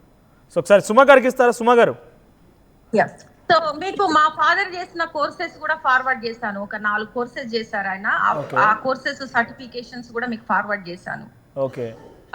ఆయన ఏంటంటే చాలా, ఆయనకి రాష్ట్రపతి అవార్డు వచ్చింది, ఆయన కాంట్రిబ్యూషన్స్ కి గాను రాష్ట్రపతి అవార్డు వచ్చింది. ఒక వాల్యూస్ పర్సన్, అంటే నన్ను ఒక ట్రెడిషనల్ గా పెంచాడు, అంటే ఒక ఎలా ఉంటే ఇలా ఫ్యామిలీ అంటే ఇలాగ ఉండాలి, హస్బెండ్ ని అత్తమామల్ని గౌరవించాలి, వాళ్ళు నీకు మా తర్వాత వాళ్ళే నీకు తల్లిదండ్రులు అని అలా చెప్పడము. సో అట్లా ఎందుకంటే ఆయన నాకు వాల్యూస్ ఎక్కువగా, అంటే తను నాకు టీచర్. సో నేను ఒకవేళ కనుక ఈ లైవ్ నాకు తెలిసి డెఫినెట్ గా ఇప్పుడు అరవింద్ గారు చూస్తూనే ఉంటారు మీ హస్బెండ్, ఒకసారి డైరెక్ట్ గా ఆయన అడగాలంటే ఏం క్వశ్చన్ చేస్తారు చెప్పండి? అసలు ఎవరన్నా ఇలా ఫ్యామిలీని టేక్ కేర్ చేయలేని పర్సన్ అసలు పెళ్ళెందుకు చేసుకోవాలి, పిల్లల్ని ఎందుకు కనాలి, ఇలాంటి ప్రాబ్లమ్స్లలో మమ్మల్ని వదిలేసి వాళ్ళు ఎందుకు సేఫ్గా ఉండాలి? సో అట్లా అసలు వాళ్ళ పేరెంట్స్ నేను క్వశ్చన్ చేస్తున్నాను. అసలు మీ అబ్బాయికి పెళ్లి ఎందుకు చేశారండి? మీ అబ్బాయిని మీ దగ్గరే ఉంచుకోవాలనుకుంటే సో ఆ పెళ్లి చేయొద్దు కదా. మీకు ఎప్పుడు కూడా మీ అబ్బాయి మీ దగ్గరే ఉండాలి, మేము ఎప్పుడు మీ దగ్గరికి రాకూడదు, మా పిల్లలు రావద్దు, నేను రావద్దు. సో ఒకవేళ మీకు అమ్మాయి ఉంది, మీ అమ్మాయికి మీకు ఇలాంటి పరిస్థితి వస్తే మీరు ఎలా ఫీల్ అవుతారు? మీకు అమ్మాయికి పిల్లలు కూడా ఉన్నారు కదా. సో మమ్మల్ని ఇంత ఘోరంగా కష్టపెట్టి మాకు వచ్చే ఆస్తులు కూడా మీరు లాక్కొని, మా పిల్లలకి కూడా అసలు ఇంత డిజేబిలిటీ పిల్లలకు కూడా మీరు ఆస్తులు ఇవ్వకుండా మా అన్ని లాక్కొని ఇలా పెట్టుకొని ఇంత చేస్తున్నప్పుడు మీకు కొంచెం మానవత్వం కూడా లేదు. సో నేను అదొక్కటే, మీకు ఇలా మీ అబ్బాయిని ఉంచుకోదలుచుకుంటే మీరు అసలు పెళ్లి చేసేది కాదు, ఎందుకు పెళ్లి చేశారని నేను క్వశ్చన్ చేస్తున్నాను. ఓకే, డైరెక్ట్గా మీ హస్బెండ్ అడగాలంటే ఇప్పుడు ఒకవేళ మీరు నేను ఇక్కడ రాలేకపోతున్నాను వచ్చి తీసుకెళ్ళమనో, లేకపోతే మీరు ఇక్కడికి రండనో ఏదో రిక్వెస్ట్ ఉంటుంది కదా మీ దగ్గర, డైరెక్ట్గా మీ హస్బెండ్కి ఏదైనా విషయం చెప్పాలంటే ఈ వీడియో రూపంలో చెప్పండి. బికాస్ మీరు అక్కడ ఉన్నటువంటి లీగల్ కాన్సిక్వెన్సెస్ ప్రకారంగా ఆయన డైరెక్ట్గా మీట్ అవ్వలేకపోతున్నారు, కమ్యూనికేట్ చేయలేకపోతున్నారు. కాబట్టి డెఫినెట్గా నాకు తెలిసి ఇప్పటికే లైవ్లో వాచ్ చేస్తుంటారు ఆయన. అరవింద్ గారు నిజంగానే కనుక చూస్తే ఒకసారి సుమ గారు ఏం చెప్తున్నారు వినండి ఒకసారి. ఏం చెప్పాలనుకుంటున్నారు, ఏం కమ్యూనికేట్ చేయాలనుకుంటున్నారు? ఇప్పటికీ కూడా తను ఒక ఫ్యామిలీ కావాలనుకుంటే తనకి ఒక మంచి ఫ్యామిలీ లాగా మంచి ఫాదర్ గా తను మారిపోయి, లేదు నేను మంచి ఫాదర్ గా ఉండాలి నేను మంచి ఫాదర్ గా ఉండాలి అంటే నేను మంచి ఫాదర్ గా ఉండాలని తనకి ఏమన్నా కొంచెమన్నా అనిపిస్తే తను ఇక్కడికి వచ్చి డిసిఎస్ వాళ్ళు పెట్టిన కోర్సెస్ అన్ని కూడా కంప్లీట్ చేసి, సో వాళ్ళు చెప్తున్నారు కదా మీరు ఫ్యామిలీతో కలవాలంటే మేము ఇలా కోర్సెస్ పెడతాము, ఈ కోర్సెస్ అన్ని మీరు పాస్ అవ్వాలి, కోర్టులో చూపించాలి అని చెప్తున్నారు కదా. సో అట్లా వచ్చి అట్లీస్ట్ ఫ్యామిలీ లాగా కలిసి ఉండాలనుకొని ఏ మాత్రం కొంచెం తనకి అనిపించినా కూడా తనకి ఆ ఆపర్చునిటీ కూడా ఉంటుంది. ఓకే, సో నిజంగానే అరవింద్ గారు కనుక మీరు చూస్తుంటే ఈ వీడియో చాలా క్లియర్గా చెప్తోంది మీ ఆవిడ. ఇకనైనా మీకు ఒక మంచి తండ్రిగా ఉండాలని ఆలోచన ఉంటే డిసిఎస్ ఇస్తున్నటువంటి ఆ కౌన్సిలింగ్ అటెండ్ అయిపోయి ఆ కోర్స్ని అటెండ్ అయిపోయి మళ్ళీ మీరు వెళ్ళండి, ఆ చక్కగా 2 పిల్లలతో మీ భార్యతో చక్కగా ఉండండి, మంచి భవిష్యత్తు ఉంది. లేదు కాదు కూడదు అనుకుంటే ఒకవేళ వినకపోతే ఏంటి మరి సుమ గారి పరిస్థితి? సో అంటే ఒక్కసారి మళ్ళీ రిపీట్ చేయండి నాకు. ఒకవేళ కనుక మీరు అంటున్నట్టుగా మీరు రిక్వెస్ట్ ప్రకారంగా నేను మళ్ళీ యాక్సెప్ట్ చేస్తాను, తనకు మంచి తండ్రిగా ఉంటాడు, మంచిగా లీడ్ చేస్తాడు లైఫ్ అని అంటే వచ్చేయమని రిక్వెస్ట్ చేశారు. ఓకే, ఒకవేళ తనకి అంగీకారం లేకపోతే, బికాజ్ ఆయన ఆల్రెడీ వచ్చి 1 year అవుతుంది, నిజంగా అలాంటి ఆలోచన ఉంటే ఈ పాటికే వచ్చాడు, ఆయన ఆలోచనతో లేకపోతే ఏంటి పరిస్థితి మరి? సో ఒకవేళ తనకి అలా ఇంట్రెస్ట్ లేకపోయినా నేను సింగిల్ మదర్ గా నా పిల్లల్ని నేను కేర్ చేసుకుంటాను, వాళ్ళకి మంచి భవిష్యత్తు ఇస్తాను, నేను వాళ్ళని ఇండిపెండెంట్ గా చేయడానికి నాకు నేను ఎంతవరకు చేయగలను అంతవరకు నేను సపోర్ట్ ఇస్తాను, అన్ని రకాలుగా నా పిల్లల్ని నేను కేర్ చేసుకోగలుగుతాను. నాకు దానికి కోసం కొంచెం నాకు గవర్నమెంట్ సపోర్ట్ ఇవ్వగలిగితే నేను ఇవన్నీ కూడా నేను చేయగలను. నాకు ఒక చిన్న అట్లీస్ట్ ఎంప్లాయ్మెంట్ జాబ్ ఆఫర్ లాంటిది ఏదన్నా ఇవ్వగలిగితే సో నేను పిల్లలకి ప్రాపర్ కేర్ ఇవ్వగలుగుతాను, సో వాళ్ళకి స్కూలింగ్ కానీ సో ఇవ్వగలుగుతాను. ఫైనల్గా కంక్లూడ్ చేయండి, మీరు మళ్ళీ ఒకసారి రిక్వెస్ట్ చేయాలనుకుంటే నిజంగా, బికాజ్ ఆర్టీవీ డెఫినెట్గా ప్రభుత్వం దృష్టికి వెళ్తుంది, అఫీషియల్స్ చూస్తూనే ఉంటారు ఇప్పటికీ. ఒకసారి మళ్ళీ మీరు రిక్వెస్ట్ ఏంటి, మీరు ఏం ఎక్స్పెక్ట్ చేస్తున్నారు, మరొకసారి కంక్లూడ్ చేయండి. సో ఫస్ట్ మేము కోరుకునేది ఏంటంటే కొంచెం మమ్మల్ని అందరినీ ఫ్యామిలీ, ఇప్పుడు మా పేరెంట్స్ కూడా వీసా కూడా వాళ్ళది ఒక మేబీ 20-25 days అయితే వ్యాలిడ్ అయిపోతుంది, వాళ్ళు ఇక్కడి నుంచి వెళ్ళిపోవాలి. సో వాళ్ళని డిసిఎస్ వాళ్ళు సేఫ్టీ మానిటర్గా పెట్టారు. సో అంటే వాళ్ళు మళ్ళీ మాతో ఉండట్లేదు అంటే మళ్ళీ ఏదన్నా కన్సర్న్ వచ్చే ఛాన్స్ ఉంది పిల్లల విషయంలో. సో అందుకని అందరినీ కూడా మమ్మల్ని ఇండియాకి రావడానికి హెల్ప్ చేయాలి. నేను సీఎం సార్ని నేను ఫైనల్ గా రిక్వెస్ట్ చేసుకుంటున్నాను, అందరినీ అంటే మా ఫ్యామిలీతో సహా అందరినీ, పిల్లలతో సహా అందరినీ రిక్వెస్ట్ చేసుకుంటున్నాను. మీ ఛానల్ వాళ్ళని కూడా నేను హంబ్లీ రిక్వెస్ట్ చేస్తున్నాను, ప్లీజ్ ఆర్టీవీ మిమ్మల్ని చాలా అప్రిషియేట్ చేస్తున్నాను. నా స్టోరీ మీరు బయటకు తీసుకొచ్చినందుకు, నా స్టోరీని మీరు షేర్ చేయండి, గవర్నమెంట్ అఫీషియల్స్ కి వెళ్ళేలాగా షేర్ చేయండి, సీఎం సార్ కి కూడా షేర్ చేయండి, చైల్డ్ వెల్ఫేర్ మినిస్టర్ సీతక్క గారిని కూడా నేను కోరుకుంటున్నాను. మీరు కూడా ఒక మహిళ, సో నా ప్రాబ్లమ్ ఈ ఛానల్ ద్వారా నేను ఎక్స్ప్రెస్ చేశాను. మేడం నాకు సపోర్ట్ చేయండి, నాకు హెల్ప్ చేయండి. నా పిల్లలకి, ఎందుకంటే నేను ఒక్కదాన్నే కదా, ఇప్పుడు ఫాదర్ ఎలాగో తను టేక్ కేర్ చేయట్లేదు, తను ఫైనాన్షియల్ గా వాళ్ళ ఫ్యామిలీ కానీ ఎలాంటి సపోర్ట్ కూడా ఇవ్వట్లేదు. సో మా పేరెంట్స్ కూడా ఆల్మోస్ట్ వాళ్ళు, మా ఫాదర్ 80 years, మా మదర్ 70 above, సో వాళ్ళు కూడా ఏజ్డ్. సో నాకు కొంచెం గవర్నమెంట్ తరఫున మాకు సపోర్ట్ ఇవ్వగలిగితే మేము ఇండియాకి రాగలుగుతాము, సో పిల్లలతో సహా సేఫ్ గా రాగలుగుతాము. డెఫినెట్లీ సుమ గారు, మీ మెసేజ్ డెఫినెట్గా ప్రభుత్వం వరకు వెళ్తుంది. మీరు రిక్వెస్ట్ చేశారు చైల్డ్ వెల్ఫేర్ డిపార్ట్మెంట్ సంబంధించి మినిస్టర్గా ఉన్నటువంటి సీతక్క కూడా డెఫినెట్గా మెసేజ్ వెళ్తుంది. ఇప్పటికే బహుశా వాళ్ళు చూసారు అనుకుంటున్నాను నేనైతే డెఫినెట్గా. సో సుమ గారి పరిస్థితి అది, అక్కడ ఒక అచేతన పరిస్థితులు చూడండి, తన ఎమోషనల్ ఏ రకంగా ఈ కన్నీళ్లు పెడుతుంది అనేది. ఆ 2 పిల్లలు చాలామంది కామెంట్ చేస్తున్నారు, ఆటిజం ఇట్స్ నాట్ ఏ చిన్న విషయం కాదు, 2 పిల్లలు అదే రకమైనటువంటి సమస్యతో బాధపడుతున్నారు. ఆ తల్లి ఎంత ఇబ్బంది పడి ఉంటుంది, ఆ తర్వాత భర్తతో వేధింపులు, పిల్లల్ని కొట్టడం, ఇవన్నీ తాళలేక ఇబ్బందులు పడిపోయి ఇప్పుడు ఒక రకంగా అచేతన పరిస్థితి, నిస్సహాయురాలుగా ఉండిపోయింది. సో అందుకే రిక్వెస్ట్ చేస్తుంది, డెఫినెట్గా ఇప్పటికే ప్రభుత్వానికి చేరి ఉంటుంది. తను ఎక్స్పెక్ట్ చేస్తుంది ఒకటే, ఈరోజు మరొక 15 రోజులు తనకు కోర్టులో హియరింగ్ ఉంది, అందుకే ఈ సమయంలో డెఫినెట్గా తనకి అవసరం కాబట్టి ఆర్టీని ఆశ్రయించగల వెంటనే ఆర్టీవీ తనని పబ్లిక్గా అంటే ఈ విషయాలన్నీ కూడా ప్రజలకు చూపించడం కోసం ప్రభుత్వం చేయడం కోసం ఒక వారధిగా మారింది. సో 15 రోజుల హియరింగ్ ఉంది. తన పిల్లలు ఇక్కడికి వస్తే ఏ రకంగా పిల్లలు సంరక్షించబడతారని చెప్పి అక్కడ ప్రభుత్వం అడుగుతోందట. సో మా దగ్గర ఇక్కడ ఎస్ అండి, నేను మా బాబుది పాస్పోర్ట్ ఎక్స్పైరీ అయిపోయింది. సో దానికోసం ఏంటంటే ఇక్కడ పాస్పోర్ట్ ఎక్స్పైరీ అయిపోతే ఇద్దరు పేరెంట్స్ కన్సెంట్ ఉండాలి. అంటే ఇద్దరు పేరెంట్స్ కన్సెంట్ లేకుండా మనము పాస్పోర్ట్ అప్లికేషన్ చేయలేము. దానికోసమని నేను 1 month బ్యాకే దానికి సంబంధించిన పేపర్లు అన్ని కూడా మా ఫ్యామిలీ మెంబర్స్ త్రూ మా హస్బెండ్ కి పంపించాము. లాస్ట్ మంత్ మా ఫ్యామిలీ మెంబర్స్ అందరూ పిలిపించి మాట్లాడితే లేదు నేను సైన్ పెట్టి పంపిస్తానని చెప్పాడు. 1 month నుంచి కూడా ఇప్పటి వరకు అసలు పేపర్లు పంపలేదు. అది పాస్పోర్ట్ అసలు పెండింగ్ లోనే పడింది బాబుది. సో చాలా టైం టేకింగ్ ప్రాసెస్ పాస్పోర్ట్ చేసుకోవాలన్నా కూడా.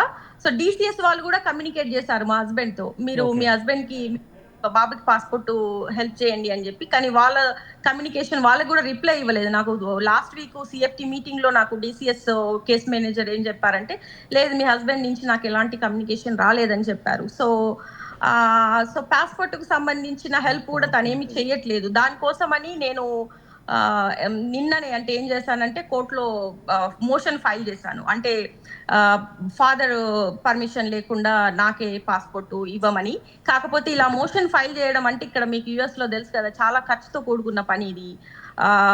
ఒక అటార్నీని హైర్ చేసుకొని వాళ్ళకి ఒక 1 minute కి కూడా వాళ్ళు ఫీ పే చేయాల్సి ఉంటుంది. సో చాలా ఎక్స్పెన్సివ్ తో కూడుకున్నది.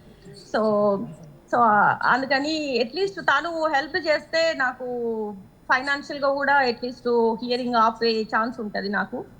సో అది కూడా తను హెల్ప్ చూసారు కదా ఎంత కన్నీళ్ళు పెడుతోందో ఆ తల్లి. ఇద్దరు పిల్లలు కమ్యూనికేట్ చేయలేరు, మాటలు రావు.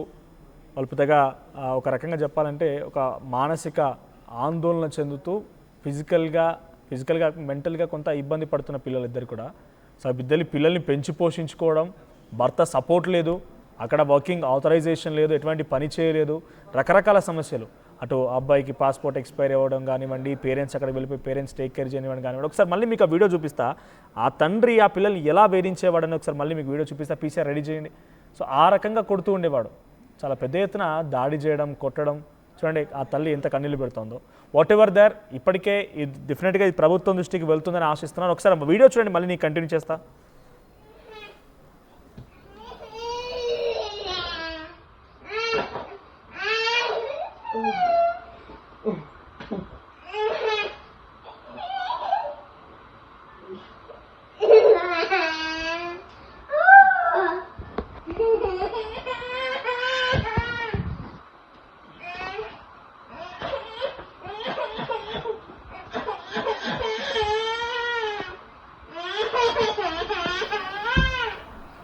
చూస్తున్నారు కదా ఆ తండ్రి పిల్లల్ని ఎంతలా కొడుతున్నాడు, పిడిగుద్దులతో పిడికిలి బిగించి బలమునంతా కొడుతున్నాడు. మరి ఎందుకు అలా కొట్టాల్సి వచ్చిందేమో కానీ మీ కన్సర్న్ ఒకసారి సుమా గారు డైరెక్ట్ లైవ్లో నేను ఒకసారి సీతక్క గారు కాల్ చేస్తాను. మీరు డైరెక్ట్గా ఇందాక తనను రేజ్ చేశారు కాబట్టి ఇఫ్ పాసిబుల్ తను అటెండ్ చేస్తే మీ రిక్వెస్ట్ మళ్ళీ పుట్ ఫార్వర్డ్ చేయండి. ఒకసారి నేను సీతక్కకు ట్రై చేస్తున్నాను, మినిస్టర్ సీతక్క గారికి లైవ్లో కాల్ చేస్తున్నాను నేను.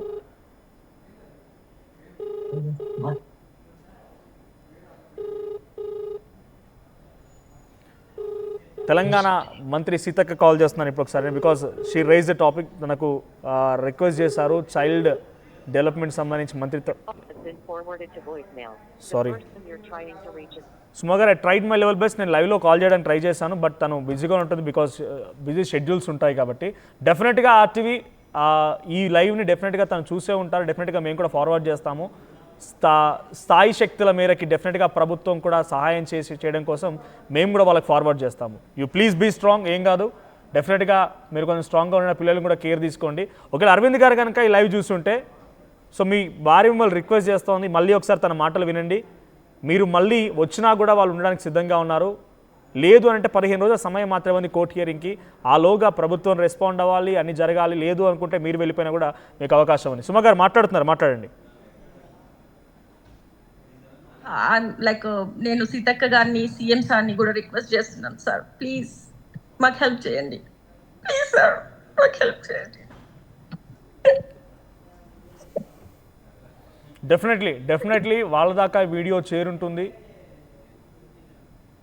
సుమగారు డోంట్ బి ఎమోషనల్, ఏం ప్రాబ్లం లేదు. డెఫినెట్గా ఈ వీడియో వాళ్ళ వారికి చేరే ఉంటుంది. ఒకవేళ కనుక ప్రభుత్వ ఆఫీషియల్స్ ఎవరికైనా చూస్తే మీరు ఒక్కసారి సుమా గారి బాధను అర్థం చేసుకొని డెఫినెట్గా కన్సల్ట్ చేసి తనకి ఆ సమస్యకు పరిష్కారం చూపిస్తారని కోరుకుంటున్నాను.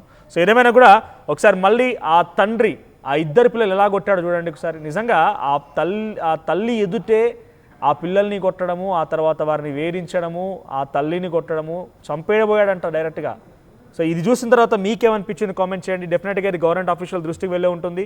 సో గవర్నమెంట్ ఆఫీషియల్స్ దీన్ని డెఫినెట్గా రెస్పాండ్ అవుతారనే ఆశిస్తున్నాము. చూద్దాం మరి ఏం జరుగుతుందో. అసలైన తొలి వెలుగు. ఫాలో వాట్సాప్ @తొలి వెలుగు official.